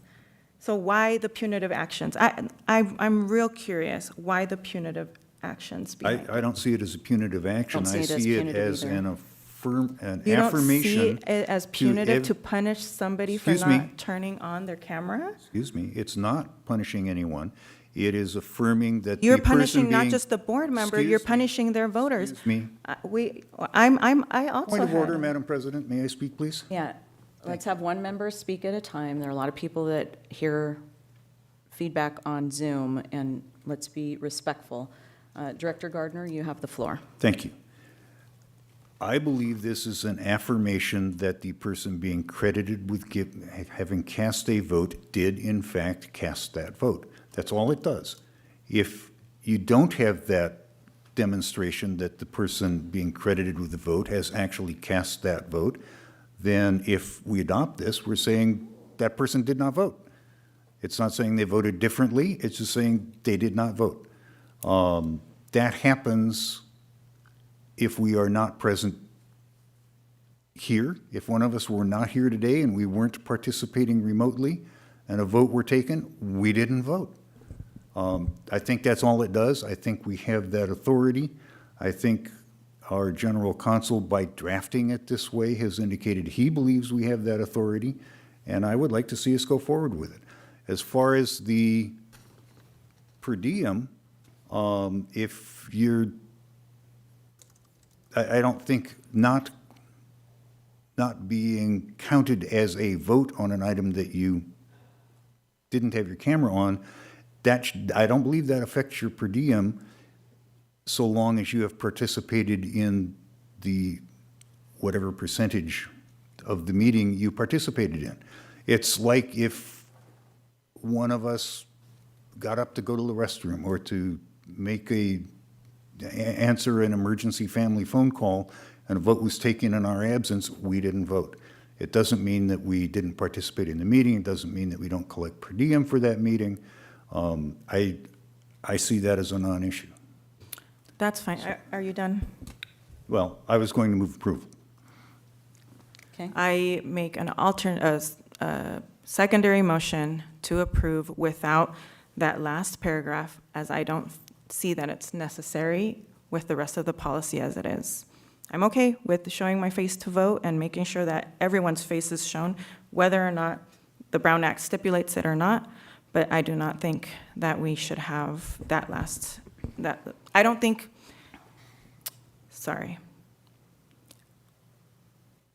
I make a secondary motion to approve the item without that last paragraph until, or if legal counsel can provide case law and well-researched legal opinion that can happen. If a board member is able to vote, is present to vote, can the rest of the board members tell them they can't vote because of this policy? That is my secondary motion. Yes. Well, I think. let me, I don't know, Yeah. because I do Robert's rules very differently than everyone else, it seems. So, just, Currently have two motions on the floor. We have Director Gardner's motion and we have Director Torres's motion. Neither has a second. So if you would like to continue with discussion, you may do so. okay. So, legal counsel, point of order. When Director Gardner made his motion, Director Torres then made a substitute motion. yes, sorry. I called And it so you secondary. take the substitute motion first, is that correct? If there is a second, yes. If there is a second, okay. Right now, there are two motions and no seconds, so there is nothing before the board for us to act on. Right. Correct, and technically under Robert's rules to discuss. So if the board wants to discuss one or both of them, it'd be appropriate to have a second, just for the purpose of discussion. Okay, Okay, so I will second Director Gardner's motion. okay. Point of order, doesn't my motion need to be taken up first? If there's a second. If there's a second, then there was no second. Let me make a second because I just want to clarify stuff. So I'll make a second for that motion. Thank you. Okay? So right now, we're discussing this substitute motion. Director Rizvi. I just want to know the last paragraph. What Director Torres is asking of the legality of what it is and what are the consequences and what is the point she's trying to make. I just want to clarify that. As I mentioned earlier, I do believe that it is within the lawful authority of the board to adopt this type of a provision. I will tell you, because teleconferencing and specifically video conferencing is fairly new, the likelihood of a reported decision being out there is fairly low. And so in those cases, clients have to rely on the considered opinion of their legal counsel. So that may be the best that you're going to be able to get if that's the type of proviso that you put in your motion. Okay? Was that all your questions? Yes. Were you that was done? yes. Okay. I think this has more to do with that second section. I think it has more to do with being accountable and transparent. So with that, we'll go ahead and call for the vote on the substitute motion. Madam Secretary. Director Roten? No. Director Rizvi? Yes, because I seconded. You don't have to, but. I don't know how. Director Gardner? No. Director Torres? Yes. Director Dinstedt? Nay. The motion fails 2-3 with directors Roten, Gardner, and Dinstedt voting no. Okay. We can go back to the original motion, yes. So was that a second? Ma- Okay. Madam President, Oh, yes. we do have a second on that one, I believe. Correct. Director Roten, but Yes. just for clarification, I do think that the final bullet point on the proposal dealing, I think that it could be interpreted as if a board member participates in all of the meeting, but one vote because they weren't on video, that they would not collect any per diem for that meeting. I don't think that's necessarily appropriate. I think we are dealing with per diem on attending the vast majority of a meeting. I believe And- that's the intent, Yeah, yes. so I would amend my motion to strike that last bullet reading, The such board such member? board member will not be entitled to any per diem compensation or reimbursement for any expenses related to such meeting. What about item 3? I know we did in the last motion, but would you amend it to? Oh, again, yeah, just to substitute general counsel for general manager, yes. So it's Yes. included. Okay? And I'll amend my second to agree with both of those points. Great. Okay? And with a suggestion, just verbiage suggestion, on the first bullet point, but instead will be recorded as an absence. I feel like it might be less abrasive if it said, but will be recorded as not present. Because the Brown Act is now going to say if you don't have your camera and your audio on, you're technically not present. But that's only for those 2 meetings, Laura. Right. If you're, the Brown Act, if you're using the regular Brown Act where you post outside, you actually don't need to have your camera and audio, or audio, I'm sure, but you don't have to have a camera. Yes, I am correct. The original Brown Act, if you are outside of a hotel room and you post it, or, we just gave all the examples. Right. You do not have to have a camera on, because then you are working based not on AB 2449, but you're working off of the original Brown Act. This goes and says, all of our meetings, you need to have a camera on, which is why I have a problem with that language, because we are already making it clear that regardless of what type of meeting you're attending, you need to have a camera on. That's why I'm not okay with this, because Laura, if you are able to vote for your constituents, you should be able to, whether or not your camera's glitching, or you're on the old Brown Act, or you're on the new Brown Act. That's my problem with it, is that if you're actually able to make a vote, you should be able to. That's my issue with it. Okay. But- And I but can sorry. understand that, but I still think no matter which way you're using the Brown Act, that we should have camera and audio. Audio on. Except for the, if you're muted, we talked about that, or if you have low bandwidth, that's another exception. But I didn't, my concern was with the word absence, is it's as if you're not there at all. You are there, just for whatever reason, you didn't have your camera or your audio on for that particular vote. So, and I totally agree with, let's not do the per diem, let's not attach the per diem thing to this. So that would just be a suggestion, to change the word absence to recorded as not present.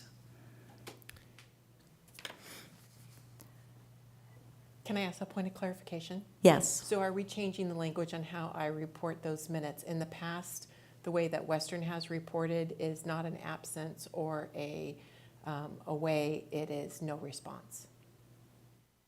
So is that how I'm just asking if this word changing, That How we're going sounds to record correct, the but if they respond That would be no with a response. yes, no, I know, I'm just Oh. asking for clarification on we're changing for the minutes, for my notes here on the, I don't think that's the intent, but what if our language is changed, and this would change the way you take minutes, that if a person is there audio only, not video, that they are recorded as not voting. It's not an abstention, it's not a yes, it's not a no, it's just not voting. but we're making this part of Right. the current motion, correct? Well, yeah, no, I'd Mike like to has just to float agree. that and see if Yeah, the okay. Thank you. majority of the board thinks that's a good idea, or, absolutely not. yeah. The language as it exists now is Makes sense. that Not voting. be recorded as absent, and I would just change that to be recorded as not voting. Are you in agreement with that on your second? Oh, yes. Yeah. I'm sorry. I'm like, You're shaking your I'm like, head, yeah, but can let's you do be, that. can you be Yes, auditory I'm on that? sorry. Thank you. Yes, I would agree to change that to not. And that's only if a board member is present on audio only. So it cannot be verified that that's the person who actually spoke the word. I have just a quick question. You served how long on the council? 12 years. 12 years? And in 12 years, did you ever see anyone vote by telephone? Yes, in fact, I did from a hotel room in Washington, D.C. And did anybody accuse you of being imitated by someone else? No, but there was not video technology available at that time. There is today. And it's in very really wide is. use. It's just a question. It's interesting to me that we would assume that people are committing vote fraud somehow, but now it wasn't an I- issue before. I didn't say that it's an issue of believing that people are committing vote fraud. I think it is an assurance that the person being credited with having cast a vote, in fact, cast that vote. We have that technology. It's very easy. The confirmation. It's used almost all the time. There are very rare exceptions. I mean, even in our own meetings and meetings of our outside organizations, where when a vote is taken, a person doesn't have their camera on. Yeah, that makes, But even today, it's pretty rare. I mean, you know what, it's not even worth, it's But not even worth anyway, it. that's the motion. But that sounds good. Okay, and that's still your second? Oh, correct. Okay, thank you. We'll go ahead and call for the vote. Director Roten? Yes. Director Rizvi? Yes. Director Gardner? Aye. Director Torres? No. President Dinstat? Aye. And I wanted to make sure, Director Risby, can you make sure your mic can turn on so that people on Zoom could have heard your aye? Yes. Okay, thank you. Thank you. The motion carries 4-1 with Director Torres voting no. Okay, thank you very much. We'll move on to the last section of this item to talk about events. Any comments, discussion? I move this item and just change legal counsel to legal general manager, or yeah. to legal counsel. It's all over the place, yes. With that, and all the type, I mean, it's a huge mess. I don't know, why are we voting on draft ordinances? Like, how, is that normal? That's Okay. cool. That sounds very transparent and accountable and We have- of good stewardship. If the motion still stands, I'll second it. Okay. Just for clarification, did the board want me to add some language that references kind of what the board's understanding of de minimis generally is, whether it's? I My think motion that's, stands as is. so that's not your intent to add that language in there for the I- de minimis? I think it is going to be too cumbersome on somebody to be paying attention to that. We have a policy, we should just try to follow the policy. Attend the board, or not board meetings, but attend the events that you sign up for at a good percentage. You know, if you're on the phone the entire time, call Tammy and say, you know what, I actually missed the meeting, and send your money back. I'm okay with trusting the four of you. So my motion stands. It was just the legal counsel versus general manager language. Hopefully, that's not an issue that we'll ever get bogged down in. But I think trying to define de minimis is going to create more problems than it might solve, because it's going to be different every single event. Yeah, my heel broke, so I sat in the bathroom and fixed it for 15 minutes. Yeah, that's too much. So no. Okay, My motion stands. all right, I have a motion And a second. and a second. Okay, I have a question. okay. Director Roten. I'm sorry, but I don't know what whatever it It was means you said. small amounts. Very A little tiny. bit. And it means negligible. Okay, so I learned two new words, inimical. I had looked that up yesterday or the day before, and that one. So it's small. Thank you. Okay. All right. Madam Secretary, we have a motion and a second with suggested amendments. Correct. Okay, we'll go ahead and call for the vote. Director Roten? Yes. Director Risby? Yes. Director Gardner? Aye. Director Torres? Yes. President Dinstedt? Aye. The motion carries 5-0. Okay, thank you. Can we take a break for all the reports? Yeah, what's the pleasure of the board? 5 minutes? Fine, just real Sure. fast. Okay, we'll go ahead and take a quick 5-minute break.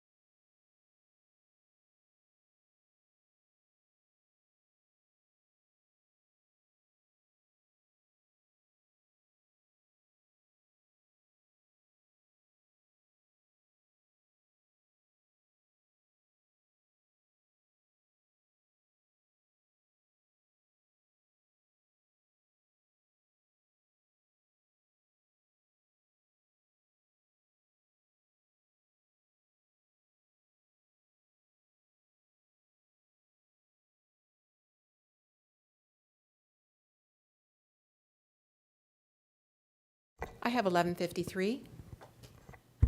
Okay, thank you very much. We'll go ahead and call the meeting back to order from our break. And we have finished our action agenda for today. We are moving on to reports today. First up for the reports, you see I'm stretching this for a second while legal counsel takes his chair because he's moving really fast. So, all right, we have a report. Legal counsel, thank you, sir. Yes, Madam President, board members, I don't want to steal their thunder necessarily, but the ad hoc committee did meet last week regarding some of the remaining provisions that we'd like to bring forward to the board that were not as time sensitive as the other ones. So our expectation is that we'll be bringing those to the board in the second meeting of October. Okay, thank you very much. All right, we'll move on to general manager and staff reports. Okay. Mr. Miller. Brief report. I had an excellent meeting with the county executive officer, Jeff Van Wagenen, to talk about solve the water crisis.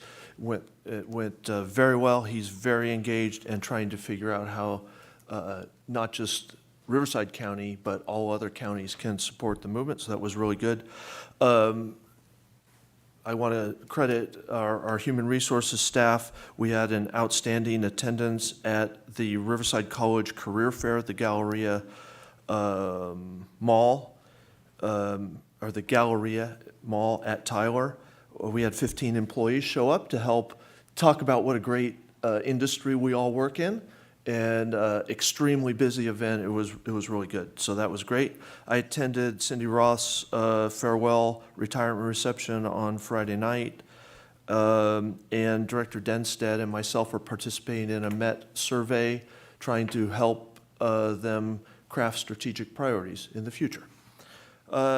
Second item is I want to make sure the board's aware of City of Riverside's Night of Art and Innovation. It's really fun.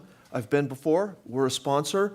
Attend. It's 5 o'clock to 10 p.m. It's a long event. We will have a booth, so stop by and say hello. But it's really fun to see all the kids and all the other booths. It's well attended. Thursday, October 13th. Thursday, the 13th of October. I'll put it on your calendars. Yeah. As a And optional. then my final one is we won the Association of Marketing and Communications Professionals Marcom Award. I'm going to turn it over to Sarah because this is a special one. And it looks like she's got it right there. That's not the Statue of Liberty. Yes, thank you, Mr. General Manager. It is my pleasure to present the board with Western's latest recognition. As you know, through past meetings, Western did receive recognition statewide and nationally for the 2021 rate adjustment community engagement efforts. And most recently, as you can see sitting here at the dais, Western received international recognition from the Association of Marketing and Communication Professionals Marcom Awards program. Examples of other winners in the same campaign category as Western included National Geographic's Chasing Genius, which is a plastics and ocean awareness campaign, Savannah Hilton Head International Airport Promotion, and Calgary Economic Development Tourism Program. So you can really see what an honor it is to be recognized with something like this. I do believe it's the first time in Western's history that we've been recognized internationally. So I want to just congratulate the board for setting policy and vision, to the executive leadership and staff who have supported customers through challenging changes like a rate adjustment program. With that, happy to answer any questions and turn it back over to the general manager.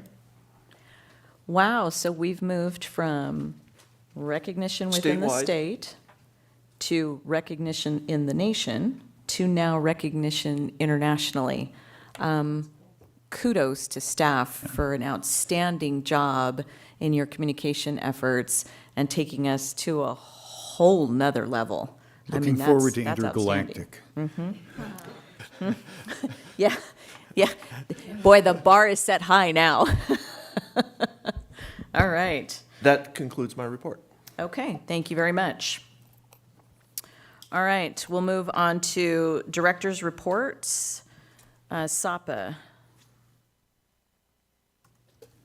Thank you. SAPA met yesterday. One action of significance, the One Water, One Watershed Steering Committee, which Director Denstedt sits on for us, had a series of recommendations for grant funding from Proposition 1, Round 2 funding. There were 3 projects in Orange County and I believe 10 in Riverside and San Bernardino counties. The one of significance to us is a grant that will fund a new well for Box Springs Mutual Water Company. That is their sole source of water. They have been, I believe through us, getting Met water, which is more expensive because their well has been down. They are a largely disadvantaged community, and this will allow them to essentially rejuvenate their production system, and is very important to them. The other was not an action item, but you're all familiar with the cloud seeding demonstration project that SAPA is looking at doing. That got delayed for a year because there were difficulties in acquiring permission to use the land that the emitters would be located on. There are a lot of reasons for it. None of them are good. And it's really unfortunate because there was a lot of work put in to try and get that program ready to go this fall to capture data from this winter. And we've lost that, but the project continues forward. The delay will not affect costs at all. I have a question. Sure. Oh, that was actually, you answered it at the very end there.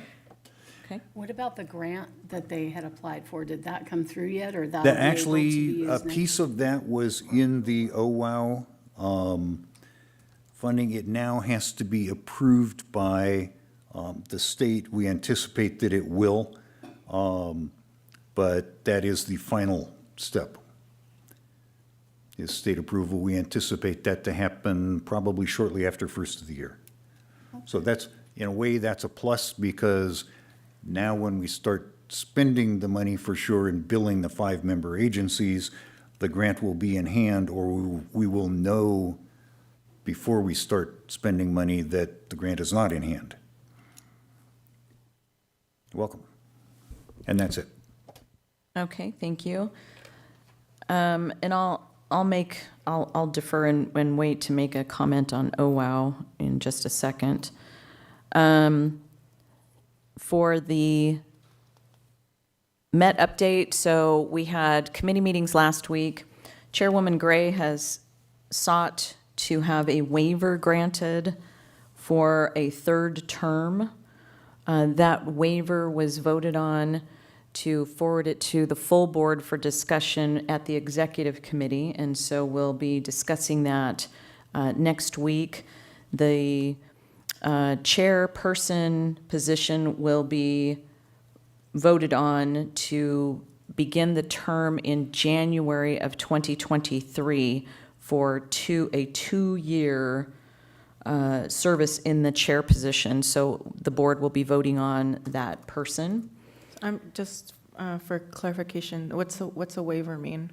That she's not going to serve a 3rd term, or she wants to serve a 3rd term? She wants to serve a 3rd term, and there has been a policy that was put in place that limits a 2-term maximum, I guess, and she has sought a waiver to do that. There was some pushback from the community that was, in my opinion, wholeheartedly unfair for a categorization. I actually contacted Met staff and asked for the history of the chair position person and if this was an unprecedented move. It in fact is not. And it has in fact been accomplished 6 other times. And why they're making it issue now is kind of perplexing to me.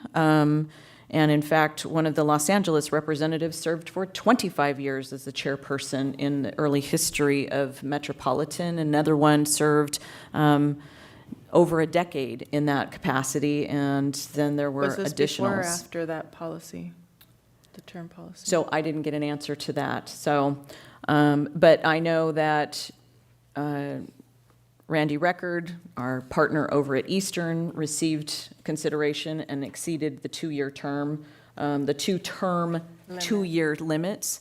And Jack Foley had done that, Phil Pace had done that, which are all in recent years. Right. So it's interesting to me that they are making a decision and trying to categorize it, and she's under the gun for this, because I don't numerally say this, but for allowing a deference for several men that preceded her, and then call into question why she wants to do it, it seems to be a inequitable situation.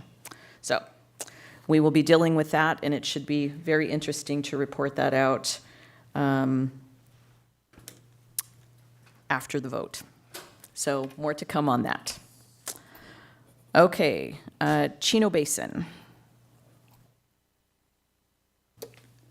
Okay, Chino Basin Water Master met last month, and the one business item was for the board to approve a safe yield reset methodology and direct staff to file that with the court. It is a requirement of the judgment that there be a safe yield reset on a periodic basis, and that it be filed with the court.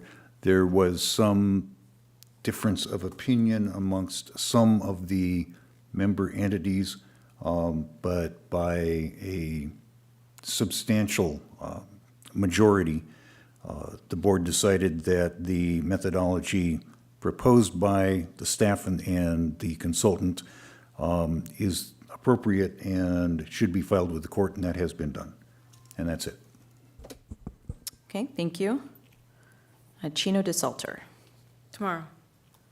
Okay. RCRA. Okay. We met last week. It was mostly routine items. We received and filed fiscal year 2021-22 budget through June 30th, and we're happy to report that we were under budget.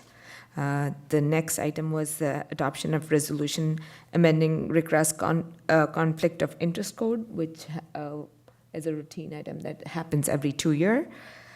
We awarded a construction contract in the amount of $62,000 to demolish for the demolition of the RCRA house. We have a property RCRA house that needed to be demolished, and we authorized to increase the purchase order of $44,000 for solid disposal, just because the rate cost has increased due to inflation. So Okay, that's about it. thank you. WRCOG, we met on Monday. It was in person, so it was nice to go back to the in-person version of this, because it's really difficult to hold some of these committee meetings with that many participants. Generally, there's about 65 people that jump onto that Zoom, and so it was nice to see an audience of people and have everybody sitting at the dais. The one issue that came forward, there was a lot of discussion on TUMF, which we do not participate in, and that's the transportation uniform mitigation fees. Western has no dog in that fight, so I get to sit and just listen to discussion with the cities fighting over TUMF funding from development. But one of the things that was of interest was the fact that there was an adoption of unclaimed refund policy. And so unclaimed money, if there was money that was put into the PACE program and for some reason you were owed something back, or you had a covenants put on your property and that money was left unclaimed, there was a discussion of whether or not WRCOG should be the holder of those funds or if it should revert back to the state. You may or may not be aware that as an individual, if you have something out there and it's been unclaimed monies, you have the ability to be able to go to the state's website and put your name in and look for those unclaimed monies to see if you are eligible to receive any of those. And if in fact you find your name and you think that is actually your funds, there's a form that you can download and fill out and electronically submit to the state or mail in with requirements proving who you are in order to receive a check back from the state for monies that were unclaimed. And those could be for a variety of different reasons: an overpayment of a tax, you had a bank account that went stale and you had too many returns mailed back to the bank because you changed your address. The bank, if they can't get a hold of you within a certain amount of time, they're required to send that money to the state. A variety of different reasons. So that is now put into place. The state is going to be the holder. WRCOG is not going to be an independent placeholder of unclaimed funds. So it seemed to be a little burdensome. And then there was a debate over if it's kept in an interest-bearing account or not, and what happens with the interest and who would be entitled to that. So rather than deal with all of those types of things, the money is being reverted back to the state for consideration. And that was about it. There was ongoing litigation, as always, involving Hero and Pace because of a variety of circumstances, and those are discussed in closed session. So hopefully, fewer and fewer cases are coming forward, so hopefully there is an end in sight. And Scott Difford from BB&K is dealing with all of those issues, and certainly appreciate his counsel from BB&K trying to get these settled and dealt with. Okay, moving on to Sarah. This month was canceled. We'll meet next week. September was canceled. We'll meet next week for October. Okay. And Aqua. So I had 2 meetings for Aqua. One was for the Aqua JPIA for the insurance portion of that to talk about rates and other various different things. So we're kind of just tolling that forward because we pay into that pool for Aqua, so we get a better adjusted rate. And the entire purpose of that committee is to make sure that agency rates stay where we predict them to be, and making sure that we're good stewards of that money for all of our agency money for our insurance pools for a variety of different things. So we completed that meeting. It usually meets only about once a year, maybe twice if we have something that comes up in pending, just to make sure contracts are moved forward. And we found out about liabilities and a variety of different things. So Aqua is doing very well, continuing to manage our money and maintaining that insurance pool for us to be able to get the best rate that we possibly can, which is also incorporated in our budget. I also had the opportunity to attend the Region 9 meeting, which was actually here yesterday in-house. So Region 9 had discussions about carrying forward a spring program for Region 9 to be able to host with all of the memberships to discuss all of that. So we're talking about some subject matters and some topics that will come out, and looking for a location out in the desert, and possibly even a tour of some facilities out there. So it would be perhaps a half day or a full day commit for some of the folks who really want to see some of the projects that are going out in the far stretches of Region 9. So very productive for that. And then General Manager Craig Miller was in attendance at that meeting as well to talk about Solve the Water Crisis and how we're partnering with Aqua's also communication piece, and how those two are working and cooperating with each other to talk about the drought and the solutions that we're all trying to figure out and face, and what our region is trying to do. Because sometimes it is prudent for us to continue to look for new, innovative ways to think outside of the box, because what we've been doing in the past isn't getting a lot of traction. And so we're looking for those opportunities to have those discussions. Okay, moving on to director's comments. I'll go ahead and start. Director Rizvi, any director comments today? I'm good. Thank you. Okay, thank you. Director Roten? Quick question on the Region 9 meeting. Was that like a leadership thing too, or did that get changed? Wasn't there, I thought that was through Aqua, that we were holding it here and it was limited to 30 people, and did that not happen? Oh, no. This was just a regular board meeting for the Region 9 Oh, okay. in place, so. Okay, I'd like to get notification on those, because I wasn't aware of that one, that I know of. I get a lot of emails, so. Right.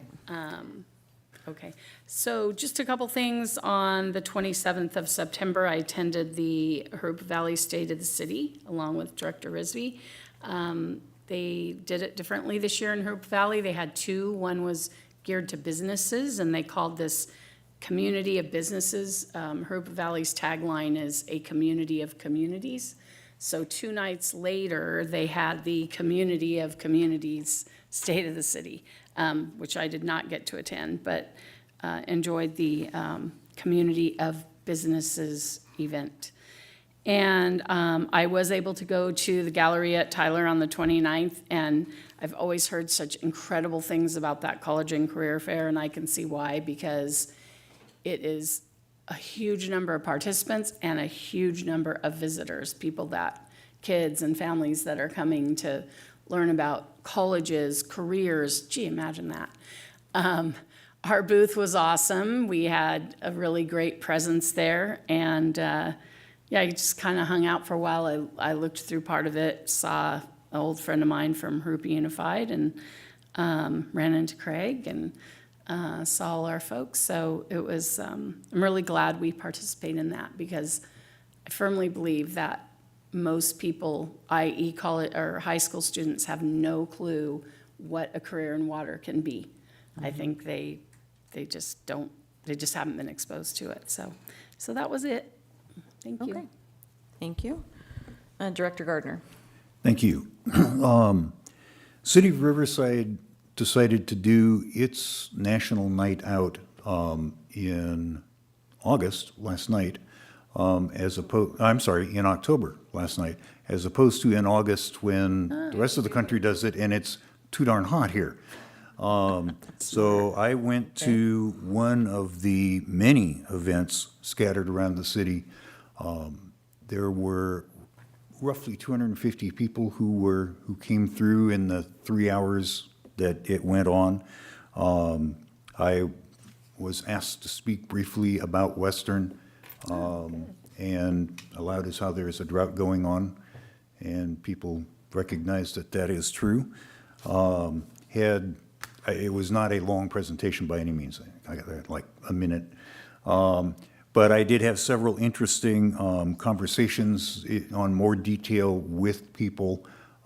These are all RPU customers in the part of the city I was in, and some of them do not understand what Western is and why Western is relevant to them.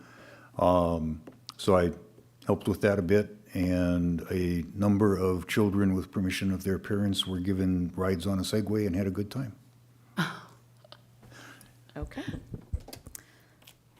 All right. Director Torres? No comments from me. Okay.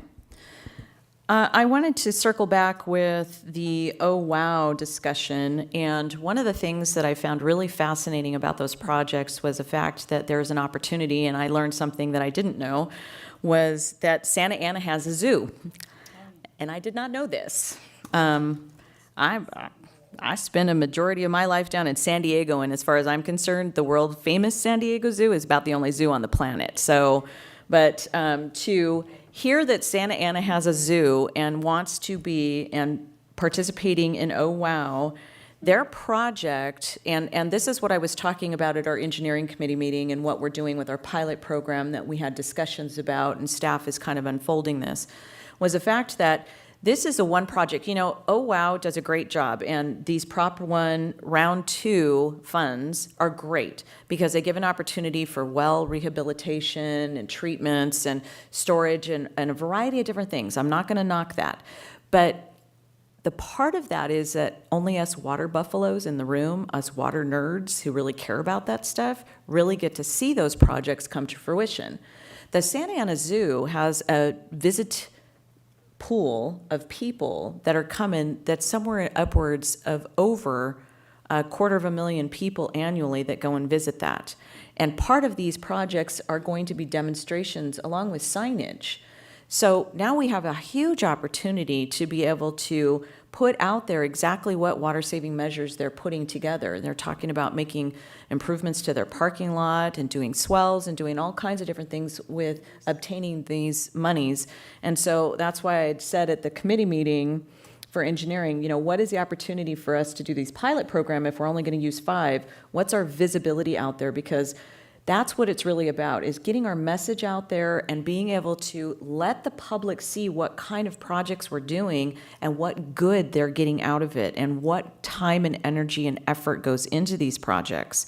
And I think this Santa Ana Zoo one was a fantastic opportunity to really send a message out there for the public to take home with them when they visit that facility.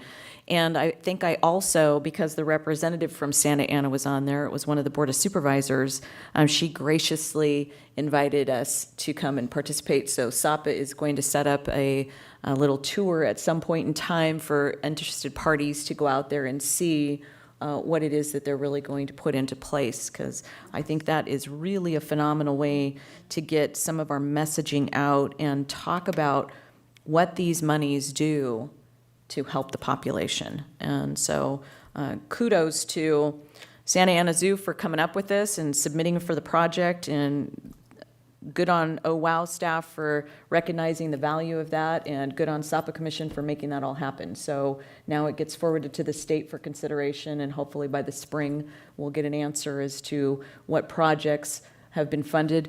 I'll tell you, it's been my experience over many years doing these projects. SAPA has been hugely successful in getting all of their projects approved. And so I'm really looking forward to this getting the same type of attention that it has from the state, because we go through a very detailed criteria to be able to package these up and send them up to receive the full grant funding that we're asking for. So really looking forward to that part. Okay, so that's me doing the water nerd thing. Just as a little side note, you know, our previous board secretary was a cancer survivor. She was a breast cancer survivor, and it is October. It is Breast Cancer Awareness. We have 4 board members up here that, you know, this should be something that we all take. You know, I hope everybody does their exams how they're supposed to and call awareness. So I would challenge my colleagues at the next meeting to please wear your pink. Even men. Men get breast cancer.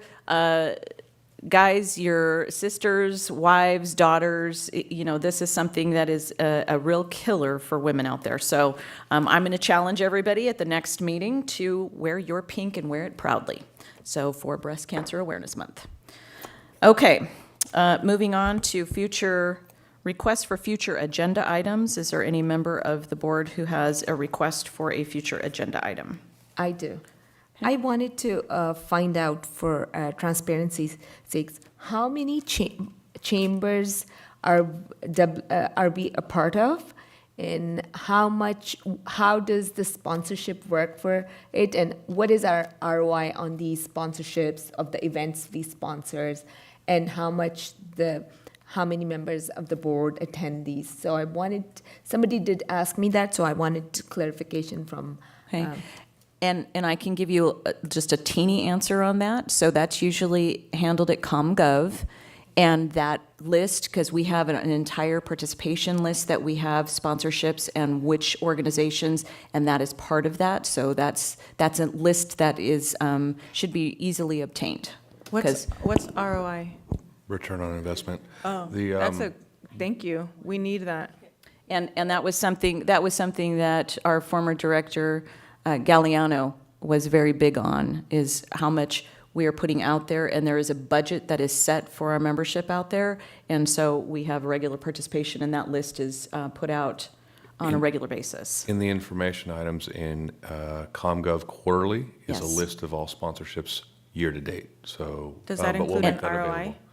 It does not have an ROA. That's a new thing. We'll have to figure out how we're Oh, going to do okay. that. I'm sorry. It also Sorry, I does not mistake. categorize how many board members attended those events or any of that, so we'll have to take some time and get some detail. We'll work that out. But for now, in the ComGov packets on a quarterly basis are the sponsorships that we provide year-to-date. Yes. Okay. I have one. Last board meeting, we received a letter, and I took it, and I absolutely love it. But it was received by Director Gardner, myself, and Director Denstead. I would like to bring this back for discussion. If it has to be in committee, that's fine. Basically, it states some solutions for our drought issues, and that would be to have a multi-state partnership for bringing more water into California and ultimately into our area. I'm aware that not all the board members received it. I don't know the gentleman that sent it, so, but he, for some reason, he or she sent it to the three of us. So I would like to see this come back within the next month as something that we can discuss. I'm sure you received it, so you can probably get a copy out to who needs Want it to it. go to the board, or do you want it to go to committee? Yeah, I think that is more of a technical thing for engineering to figure out. Good. But we should start the discussion. I think it's important. And it's very well thought out, something that someone could definitely write a dissertation on, so. I haven't seen the letter. I will get my hands on the letter, and we'll decide whether it goes to committee first or straight to the board, but it sounds like it should go to engineering Yes. committee first. Sounds Probably. like it's engineering. Yeah, you were not CC'd either. I'm sorry. But thank you. And then I wanted to. And it should go to the rest of the board members Absolutely. who did not receive that communication, so. Yeah, absolutely. And any key staff, obviously, so. Right. And it will be part of the board packet. Okay. And as for future items, I think, and this would probably, I'm really not even sure. I thought that was the committee that Mike and I sat on. But it's incredibly rare that ordinances or policies or bylaws are adopted on a first read. I think we need now to create a policy, and it should go to the appropriate committee on how to adopt ordinances properly and with process. So so I'm guessing I'm directing general manager to bring that to our next, I don't even know what committee now, because I thought that was the committee that Mike and I had. Well, I think that's more appropriate for a general counsel to opine over if it is a ordinance requirement that we adhere to. So I think that's So a within process the that- scope of Yeah. legal counsel's determination. I will look into it, work with the staff to bring back a recommendation for the board. Also within the next month. Thank you.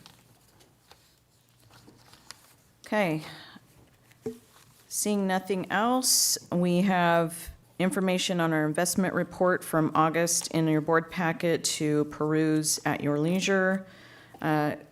Council is pulled closed session for today, so that will not be taking place today. Our next regularly scheduled board meeting is for Wednesday, October the 19th, and we will call the meeting adjourned. Thank you.